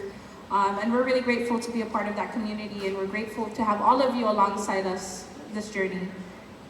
So moving on to our community perspective, we will begin with a presentation from NMPOSSE. Just a little bit of our programs and services for those that are not too aware, or just maybe a refresher for a lot of you. Again, my name is Tiaga Toamata. I am a project specialist at NMPOSSE. Alongside me, I'm Kobe DeLonguero, another project specialist, and we're here to show you what NMPOSSE and who we are and what we provide. Alright, so who are we? You keep hearing NMPOSSE a lot throughout the presentation. Well, NMPOSSE stands for the Northern Marianas Protection and Advocacy Systems Incorporated. At NMPOSSE, we are a private non-profit organization receiving federal funds from ACL, DHHS, and SSA. We operate autonomously from the local government, and our mission at NMPOSSE is to protect the civil, legal, and human rights of individuals with disabilities. We are now located at the Marianas Business Plaza, the 5th floor, room 505. Just as an FYI, we've been there for about 2 years now. Some people still call us and they're like, are you guys still at Gualarai next to Rocksteady? But no, we've moved now, so please feel free to visit our office. Monday to Friday, 8 to 5, we're open and we're there. So under NMPOSSE, we have a total of 9 programs that assist individuals with disabilities. Just to go briefly through our programs, every time you see P&A, that stands for Protection and Advocacy. We provide protection for individuals with disabilities through legally based advocacy. So our program, our PADD program, this is what connects us with the UCEDD, with the DD Council. And under this program, we protect the rights of individuals who are diagnosed with a developmental disability, so any disability manifested prior to the age of 22. And these disabilities often include a specific learning disability, autism, ADHD, cerebral palsy. You'll notice that these are often diagnosed prior to the age of 22. Now, if individuals who fall under this program, we often have students that we represent at PSS, students who are receiving special education services. If you need assistance navigating through the program, or if there's any miscommunication and missteps that may happen along the way through getting your education, NMPOSSE can be that advocate for you. Next, we have our PADS program. So these are for beneficiaries of Social Security. So if you are receiving SSI or SSDI and you have a barrier to your employment, we can assist you in addressing those barriers. Some barriers may be transportation. If you have some issues with transportation, or you have some barriers in receiving accommodations at work, we can open a case and investigate what's going on. Under our REP payee program, so this is strengthening beneficiaries, protection for beneficiaries of representative payees. Now, if you are under the age of 18, you would typically have a representative, usually mom or dad, who will be receiving your SSI funds on your behalf. Now, if these funds are mismanaged or misused, we call the term financial exploitation. If it's not being used for the purpose of taking care of the individual, and mom and dad just came back from Guam and they just shop and there's like new cell phone, but the kid who's supposed to be receiving the services still wears the same 3 clothes to school, or has said stuff like, oh, I didn't eat last night, my mom said to wait for the lunch the next day. So these are some red flags that we advise the community. If you notice that someone who is receiving SSI and has a beneficiary and may not be giving them, or spending the money on what their needs are, you can always contact NMPOSSE, leave us an anonymous tip, and we can do an investigation. Next, kind of blocked, but this is our Client Assistance Program. It's our CAP program. Now, this is if you are a client or recipient of OVR, if you receive VR services, and should there be any miscommunication, any clarifications you need, you can always open a case at NMPOSSE. to investigate if there's any way that we can provide assistance or clear up that miscommunication between OVR. And now I'm going to pass it on to Kobe to talk about his programs. All right, so as Tiava mentioned earlier, you're going to see a lot of PNA, PAPA. PNA stands for Protection and Advocacy. The first program you see on the list is PNA for individuals with mental illness. Under this program, we assist individuals diagnosed with mental illnesses such as PTSD, anxiety, depression, and with any rights violations involved. An example that I learned to use was, say a client or individual has PTSD and they work as a security guard at night, and they're assigned on to work the night of New Year's Eve, and they request to have accommodations met to change their shift, but then they're denied by their employer. That's a rights violation against that individual, and they would come to us in an posse to investigate it, to get assistance to have that accommodation. PATB, our program for protection and advocacy for traumatic brain injuries, is essentially covers any rights violations involving individuals with traumatic brain injury. Traumatic brain injury involves any injury that was caused by any external force, for example, like a car accident, maybe taking a fall, maybe you're playing a sport and the ball hit the individual's head, and they were diagnosed afterwards with a traumatic brain injury. An example of a case that we would take under this is say an individual was playing softball or playing any kind of sport, took some contact to the head, was diagnosed with traumatic brain injury, and then tried to avail of services at NMC. Of course, they would go to the DCC office first, but if there's, DSS office first, and if there's any issues or any struggles that they have with their application or with getting assistance, they would come to an posse to seek further investigation and assistance. PAT, our program for protection and advocacy for assistive technology, exists for our clients that need assistance in getting assistive technology, such as wheelchairs, walkers, hospital beds, and etc. PAIR, our protection and advocacy for individual rights, we call this our umbrella program. Any case or any rights violation that doesn't fall under any other program would fall under our PAIR program.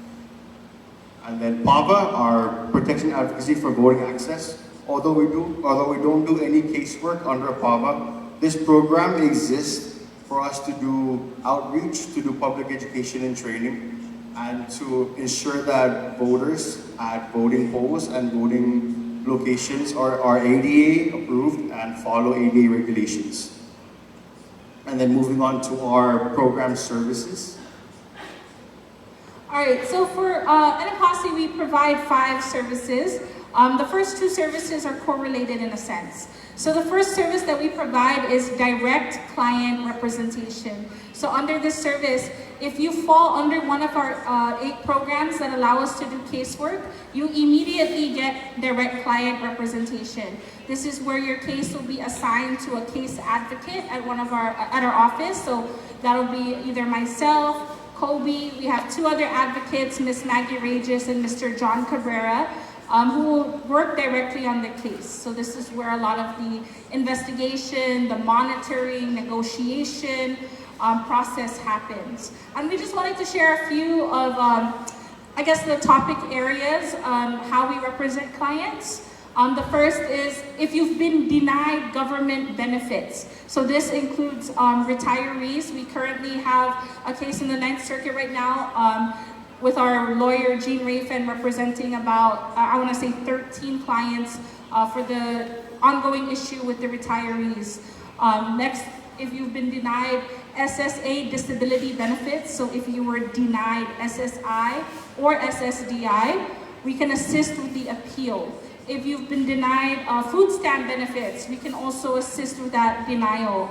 Or Medicaid, if you were denied Medicaid for a certain reason, we can do that assurance check and ensure that it wasn't because of your disability. We will just verify with Medicaid's office the reason for your denial, and so on and so forth. We also represent students for FAPE, for free appropriate public education. So we do have a few cases and I've had represented students who were not too satisfied with their IEPs or needed further clarifications on their IEPs. Next is employment. If you're currently working and you have a disability, oftentimes you would request for accommodations. Now, if your accommodations requests don't get approved or you receive some pushback from your employer, we can also represent clients in these cases to ensure that they get reasonable accommodations that don't pose an undue hardship to the employer. Next is abuse and neglect cases. So one of the things NMPOSSE can do, given our access authority, is monitor facilities that may house individuals with disabilities.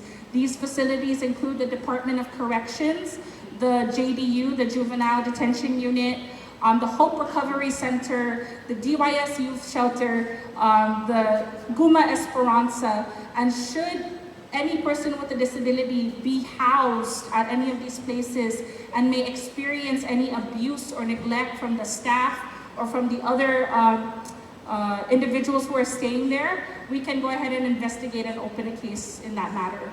And next is access to healthcare. If you are having some issues accessing the psychiatric ward or getting access to mental health care, we can address those issues and those barriers. And finally is accessibility in general. We had a few cases in the past where we've represented individuals who were utilizing wheelchairs and they wanted to attend a concert. However, the concert was not accessible. One of the main issues was an accessible porta potty. But through the advocacy of NMPOSSE in our office, we were able to now build that new porta potty with that contractor. So I do challenge all of you, if you go to another public event, look for that extra big porta potty. That is an ADA approved porta potty, and that was through the advocacy of NMPOSSE and the clients that we represented. Going on to the next one. So if you are if you receive direct client representation, you also can avail of the legal services. All of the services at NMPOSSE for our clients are 100% free. Now, legal services can include legal negotiations, mediations, litigation, any legal advice that's needed for your case will be handled through our legal counsel, Ms. G. Rayfan. And I'll give it on to Kobe to finish up our services. All right, so continuing on our services, our next one is information and referral. So under information and referral, sometimes individuals come to us at NMPOSSE and it's a situation where we necessarily can't help with. In that case, where we can't open a case because there was maybe no rights violation, we can refer you to any of our numerous partners in the DNP network, disability network partners such as OVR. We can refer you to PSS if you need school assistance. We can refer you to CLI if you need further assistance with them. And then our next form of service is technical assistance. So how we serve our clients with technical assistance, or technically they don't become our clients, they're individuals who come into our office and maybe we don't need to investigate, we don't need to open a case. Sometimes you can come into the office and we can do a simple one-on-one call together and follow up on, let's say, your Medicaid application or your Social Security application. If there's no necessarily need for an investigation and a case to be open, we can provide technical assistance in that way.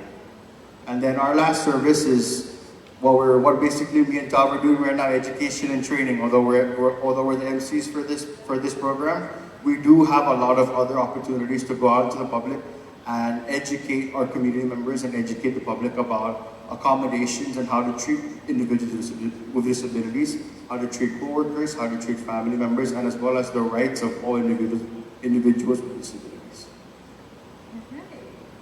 And yeah, that's a little bit about NMPOSSE. Thank you guys for listening in. And again, we have our exhibit booth if you want to have more information or you want to ask a few more questions that you may not be comfortable asking now, but check us out on our website, nmposse.org. We have Facebook and Instagram. All you gotta search is NMPOSSE. Our office number is 235-7273 or 74. And again, we're located at the Marianas Business Plaza, where the 360 building is, on the 5th floor, room 505. Thank you guys so much. Is it good to say, okay, let's give Anapasi a round of applause? Awesome, good job, Good job, partner, good job. By the way, this is Kobe's 3rd week of work here at Anapasi. He's our newest member, so this is one of his first presentations. If it looks like I'm nervous, it's because I am. He's playing it off pretty well. He's playing it off pretty well. Up next, to give some information, we're calling on our partners at NM Tech.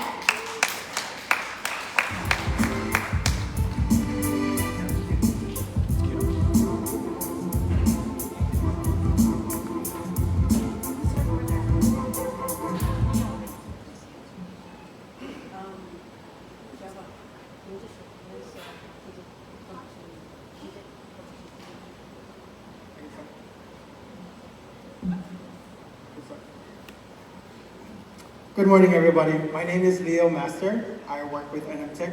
I am the data specialist over at Student Services. I am one of four faces that you will see when you walk into our main office, and we will help you apply. Okay, so today we're going to go over the usual presentation that I give for high schools, even things like this. Okay, can I get the next slide, please?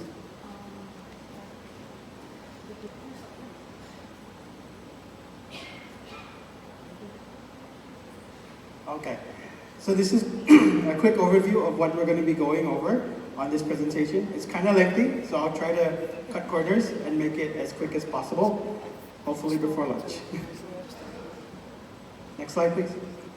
All right. So if you come over to our booth, you'll see that these is the classes that we offer. On the left-hand side, we have the NM Tech courses, which is automotive technology, culinary arts, baking and pastry, and cosmetology. We also have a drone flight training course. We're still in the works with that, especially with our new facility being built down in Kobler. There is some red tape that we have to cut in terms of airspace. Because we're close to the airport, we're kind of restricted. So hopefully by the time next year, or by the time we open the new facility, our drone training program will be up and running. We also have the hotel and restaurant. That's unfortunately not open to the public. It's more for high school kids. So if you have cousins, nieces, friends who are interested and they're still in high school, have them see their counselor and we can enroll them in that. It kind of prepares them for work after school, okay? And in the middle here, we have the NCCER program, which we're certified under. And these are all our construction courses. Under the NCCER, once you're certified there, you're certified everywhere. What you learn here, you carry with you overseas, whether it be the mainland, the US, or even like China or Russia. You will get paid for the knowledge that you have and the skills that you've acquired. And then finally, on the right-hand side is our online courses from Google. We also have Certiport. It's not there, but if you come to our booth, I can explain more about it. The Google certificate program is more like a resume builder. That's my opinion about it. But then on the Certiport side, that's more skill-based. So it's something you learn and you can apply in your job of your choosing. Okay, next slide, please. So this is our gallery of instructors. Some of them have just started this year, but a lot of them, the main top 5, have been here for years. So they've been teaching at NM Tech like from pre-pandemic, and now they're still working with us post-pandemic. Okay, the bottom ones are all of our new ones, and you know they're all very well skilled, and some of them touch into each other's instruction and expertise.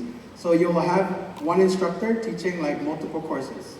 Okay, but they are all well versed and very well knowledgeable in their craft, and they're all eager to teach you guys whenever you guys are ready to swing by. Okay. Next slide, please.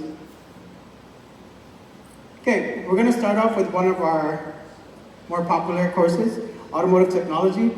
So in this class, you'll be able to learn 4 components of automotive technology, which is understanding engines, which is engine performance, brake systems, steering and suspensions, and electricity and electronics. The instructor for this course is Mr. Rodante Yumo. He got his certification and got down in Arizona at the University of Technical Institute, I think it's called. So he's very well versed. If you ask him about it, of course, he changes his stories, but according to him, he has a fleet of cars, I don't know where on site rent, but it's super secret. But in this career opportunity, you can be an automotive tech, but if you don't want to touch cars or you don't like getting dirty, you can always be a car sales rep, okay? And you can work at any of the auto dealerships around here, Triple J, AK Toyota, and Joten Motors, okay? We also do business partnerships with some of the businesses here, like AK and Pacific Auto Loop. So part of the curriculum when you get into this course is that you do an internship. And then within that internship, if you do a well enough job, or they like your work ethic, they will put you on full time, okay? Next slide, please. So in this video is going to be our burnout competition a couple years back. I don't know if anybody attended that, but yeah, hopefully it plays.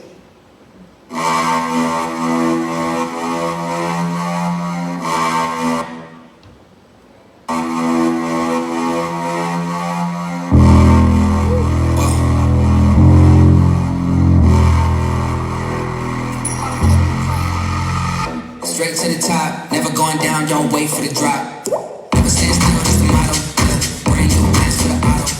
Foot to the ground, full bottom. Big energy for the night like lotto. Damn, y'all talk lots, never this quiet. Life like a Seinfeld plot.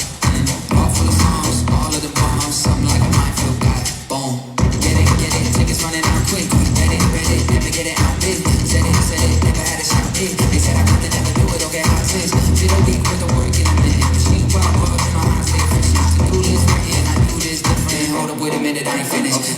Flows the same now. Paved the way, mistakes and fakes and chased out. Back to back, I changed the pace now. Had to stack the cash until the bank's out. Straight to the top, never going down, don't wait for the drop. So yeah, that was our burnout competition that NMTech sponsored like back in 2023.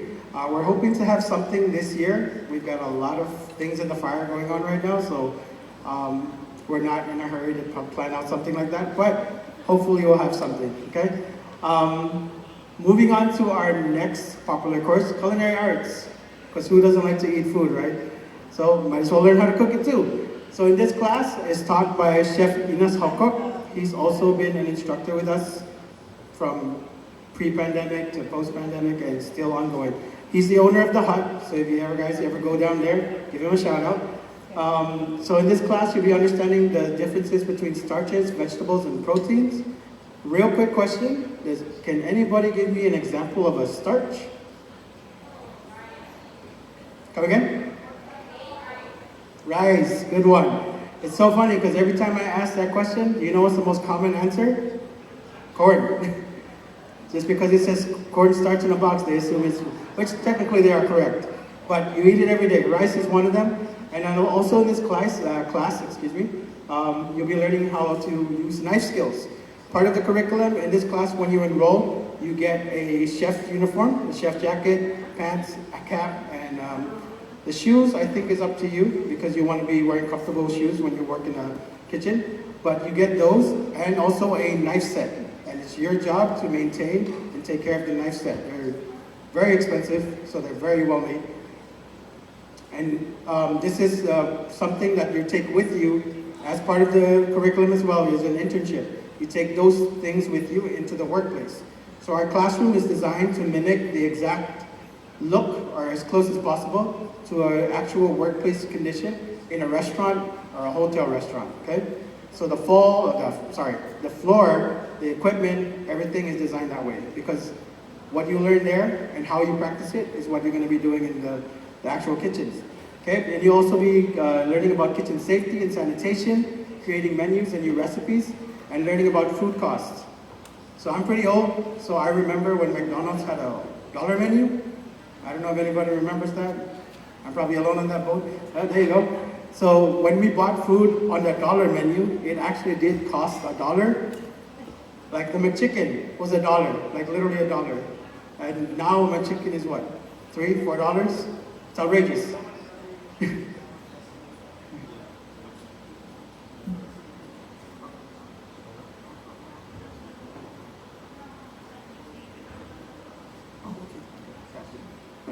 Alright, so I guess my presentation is going a little bit long, so I'm going to cut it short. If you want any more information about any more of our classes, I just wanted to show at least the 2 most popular ones. And if you're interested in any of our construction courses, I can go into a deeper dive about it when you visit our booth, okay? But please, don't be afraid to reach out to us. As you know, a lot of our workforce is phasing out, and it's important that you guys be a part of that community. I stress this all the time. You should be a part of the community that continues to grow beyond our CW workers, because this is your guys' island, and you guys are a part of that community as well. Okay, so you should do your best for what your island has to offer. You don't have to be the best one like before, like how we were before, but pretty close to it. Okay, guys. I appreciate for your attendance and your time, and I'm sorry it took too long. Okay, thank you, guys. Thank you, Mr. Leo, and our partners at NM Tech. So please feel free to check them out. Their booth is right here. I know Mr. Leo was busy earlier during our break. A lot of the consumers were checking it out. So if you have further questions, again, NM Tech's contact information is there, but they are physically here as well. All right, so now we would just like to take this opportunity to recognize Congressman TJ Manglonia, who is here with us this morning. Thank you so much, Congressman, for joining us and for showing your support to the disability community. All right, so moving on. We have our friends at CLI to conduct a presentation. We're calling on Mr. Zach Peter.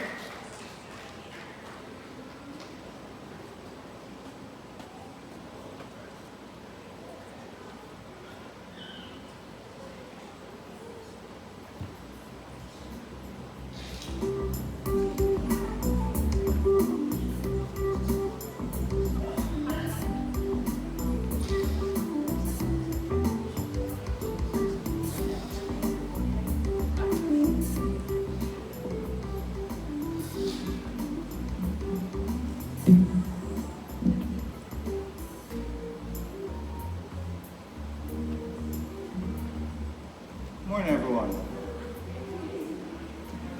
A few seconds and we'll set up our presentation right away. How are we doing today? Good? I know we're all hungry, yeah?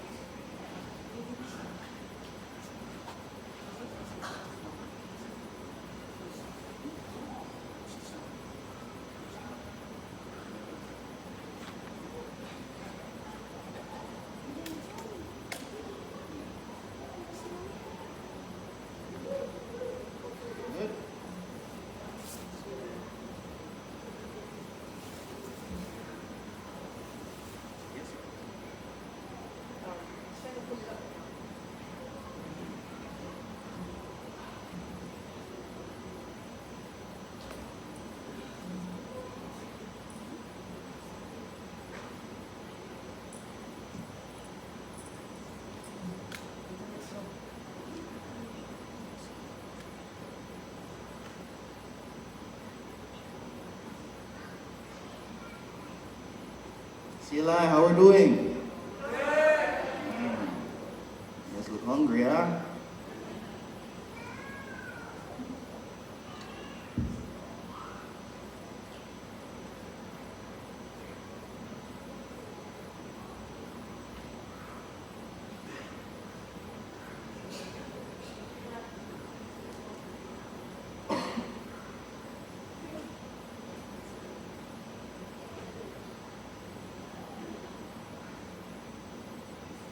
All right. So again, good morning, everybody. For those that for those that don't know, my name is Zachary Peter. I am the Home Health Education Specialist up at the Center for Living Independently. And my partner for today will be. And I'm Chris Celebeo, a Specialist Living Independent Specialist. All right. So we want to just take a few moments to talk about how the Center for Living Independently helps support and empower people with disabilities. At its core, CLI is all about choice, dignity, and independence. We are an organization run by and for people with disabilities. That means that the people leading our programs understand what it means to navigate life with a disability, and they're committed to helping others to do with the same support, respect, and self-determination through our 5 core services of independent living skills training, peer support, advocacy, information and referral, and transitional support. So the first of our 5 core services will be independent living skills training. So one of the big benefits to support our consumers is learning those skills to live independently in their own community. This might include budgeting, cooking, doing laundry, using public transportation, as well as learning how to manage their own personal care. And it's all about helping someone feel confident and capable in their independent life, whether they're moving out on their own for the first time or learning to adapt after acquiring a new disability. Next slide. The next one, we have peer support. Peer support is at the heart of what we do. Consumers don't just talk to professionals, they connect with peers who've lived through similar experiences and challenges. That connection builds trust and shows consumers that they're not alone. Sometimes just hearing someone say that I've been there and you can get this through really makes all the difference to all of our consumers out here in our community. Just like this.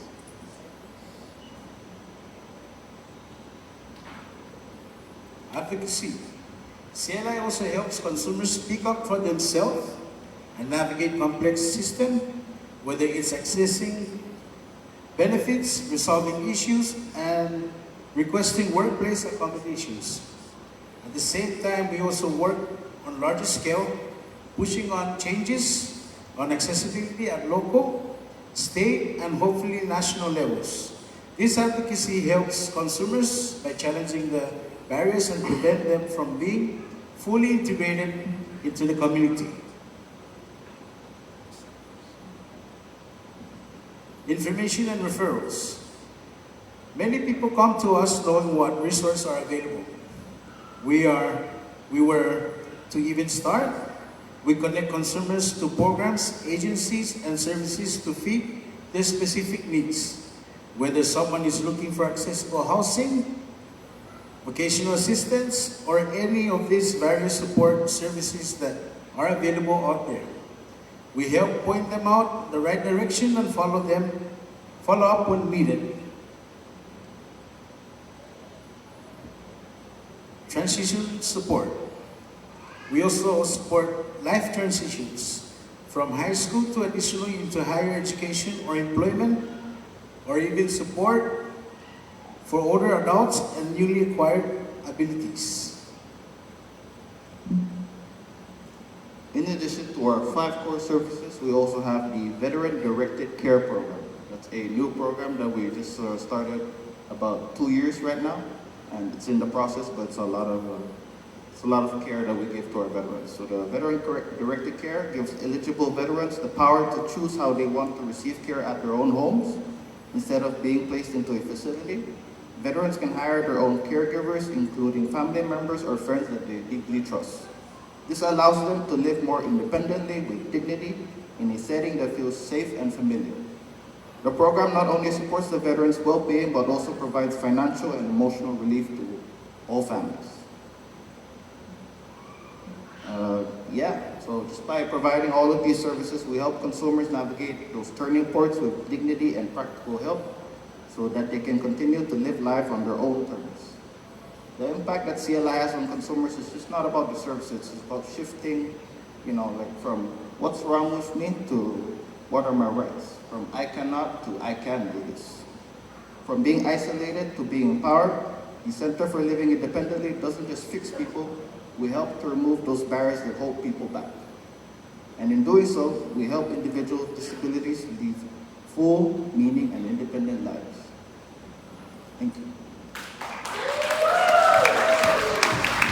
Please feel free to come up for a booth for more information. This is a quick shout out. We're in the Capitol Hill building at the 1300 site, number 1366 and 1365. It's not really hard to miss, because you're going to see Mr. John F. Kennedy, a statue. Thank you, Mayor, for that. Shout out to the Mayor's office. Right in between both of our buildings. Not hard to miss. Thank you. Thank you so much. See you live. And again, check them out. Their booths back there. Thank you, Mr. Zach, Mr. Chris. And moving on, and we're making our way towards lunch shortly. But before that, we'd just like to give an opportunity for our parents who are here today. If there's any words that you'd like to share, we'd like to open the floor for any parents, guardians, any advocates who would like to share a little bit about what any of our programs here, ones that are presented, ones that are, at our exhibit booths, what have they done to help you, or any testimonials from our parents and advocates.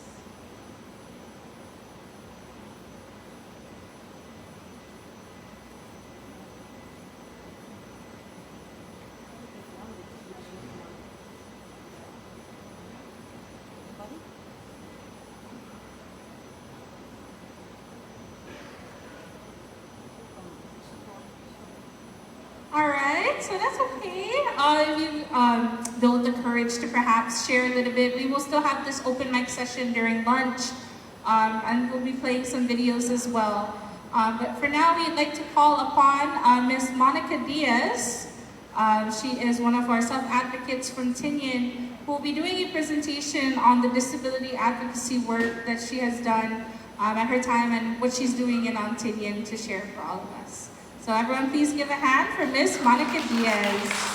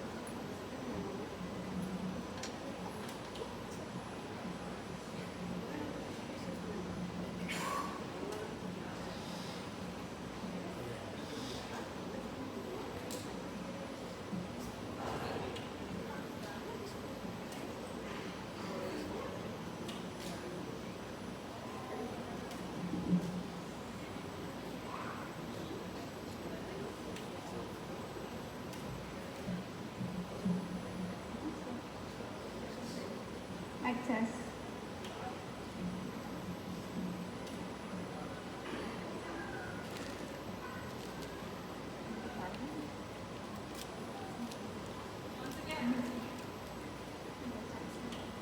Once again, let's give a hand for Miss Monica Diaz.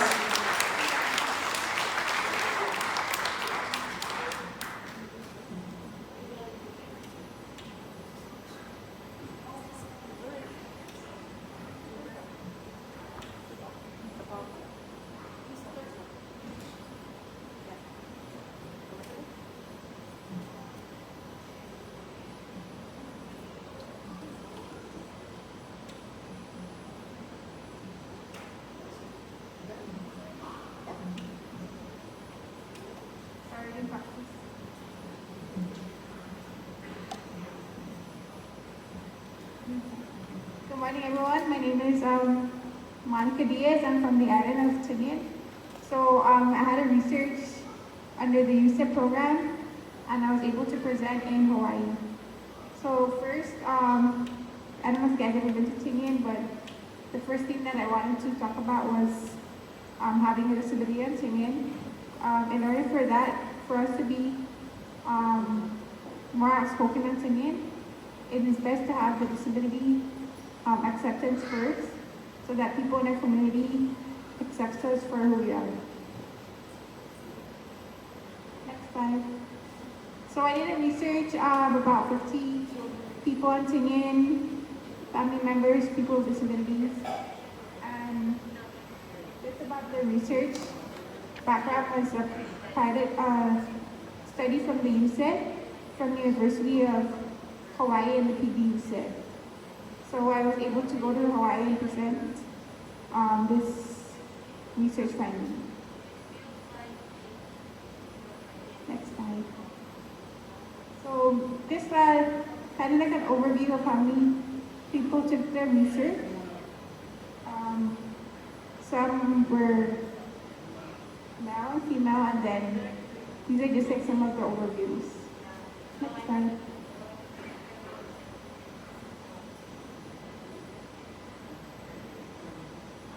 So most of them that took their interview, the survey was tomorrow's, and 22% of them were Filipinos. And then most of them were residing in Tinian, and like 2% didn't live on Tinian. So I don't know if you've been on Tinian, but it kind of was a move that we had to do for about how many years now? Going on like 10 years to make a difference on the island of Tinian. Some of the examples, I wish I had examples, but like Tiger Beach, 8A parking lot, Jake's Cafe, a lot of the challenges and obstacles we do still face, or we were able to work out with the leadership on Tinian and also our staff advocates to raise a concern for the places that were inaccessible. So a lot of the people that filled out the survey were mostly, 14% were individuals with disabilities and community members. And then we had some educators filling out the survey.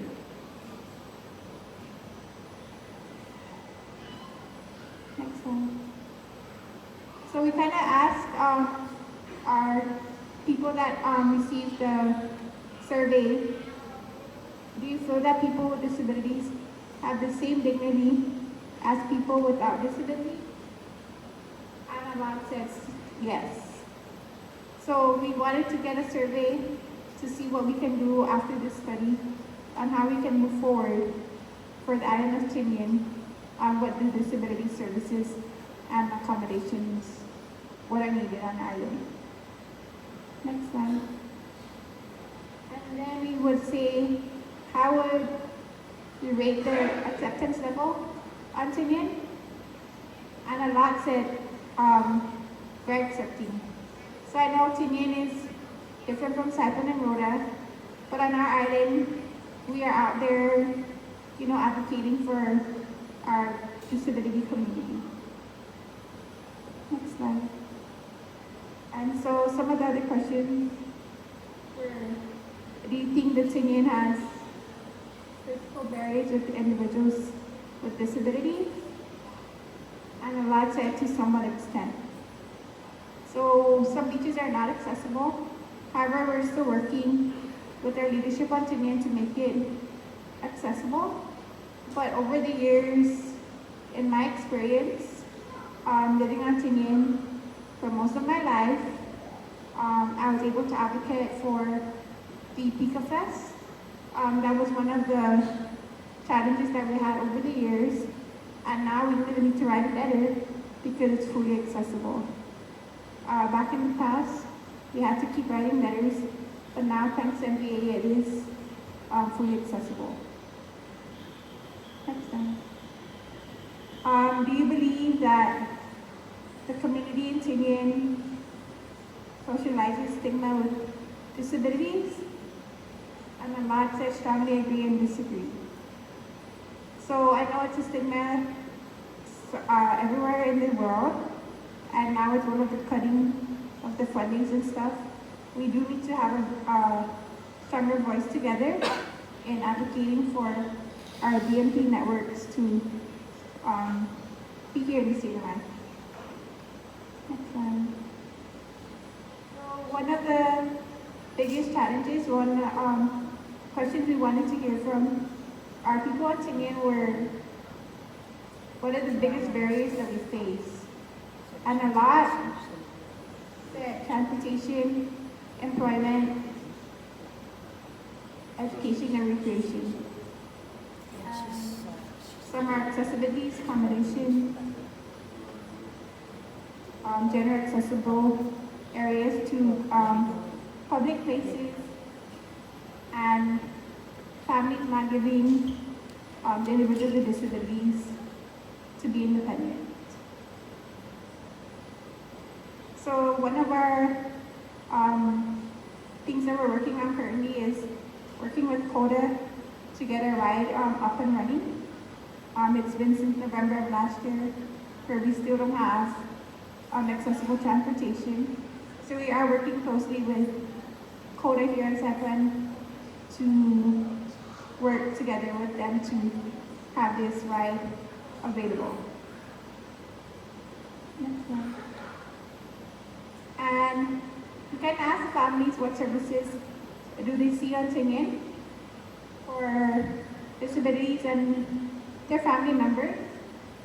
So a lot know NMPOSI, UCEDD, Voices of the CMI, Leading Council, PSS, OVR, and CLI, and Team Quokka, and Ability Network.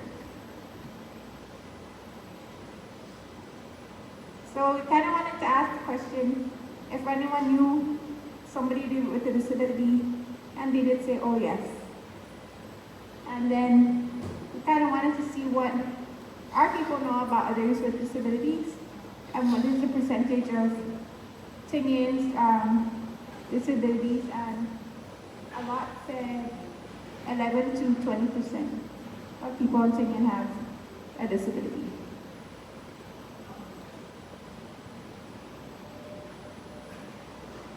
And I wanted to ask, would you be willing to interact with people with disabilities?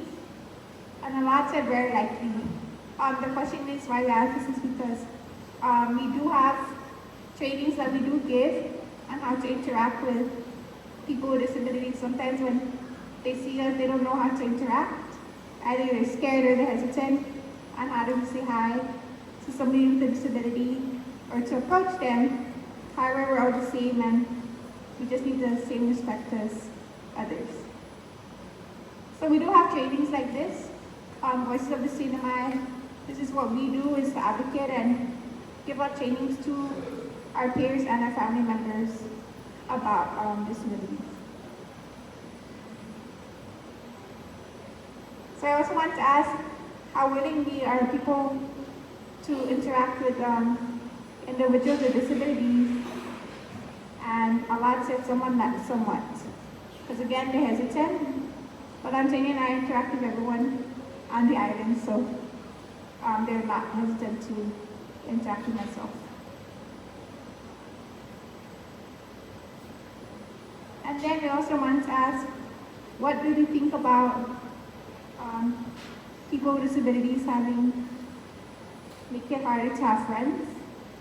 And a lot said someone strongly agree. Just because our island is so small that there is only a limited of people with disabilities.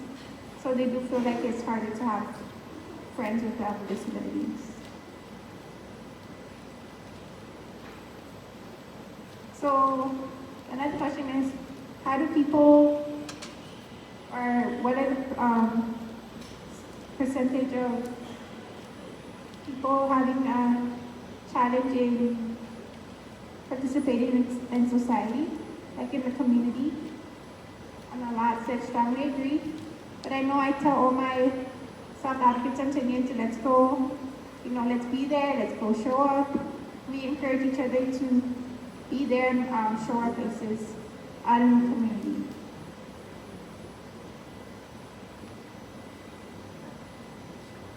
And then we wanted to ask also, how often do you accept individuals with disability?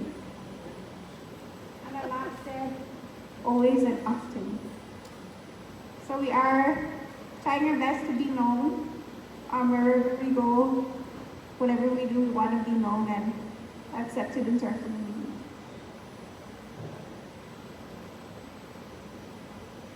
And then we also want to see what they would say about people being patient. Impatient with people with disabilities. And a lot said sometimes. Again, we are limited to resources on our island, so we're limited in caregiving, training and whatever we need to be helping an individual with disability. So it is sometimes rough and hard with their families. So this is why we asked that question. Next slide. And then some people wanted opinions of how to be insensitive to people with disability. And a lot said sometimes they're more insensitive to people with disabilities. Next slide. And then I wanted to ask if people should accept people with disabilities. And a lot said, of course, always.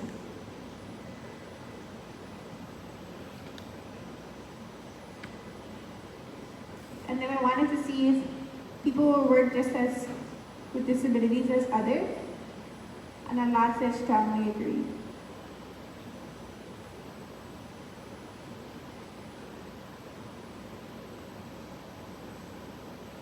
Next slide.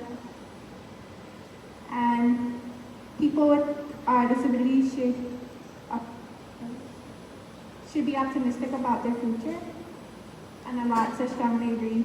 And this is what we talked about yesterday with Ms. Tammy, how everyone with this disability should be willing to have and look into the future and be who they want to be and stand up for who they are.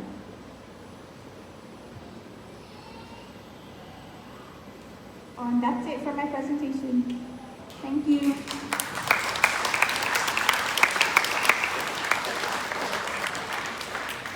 Thank you so much, Monica.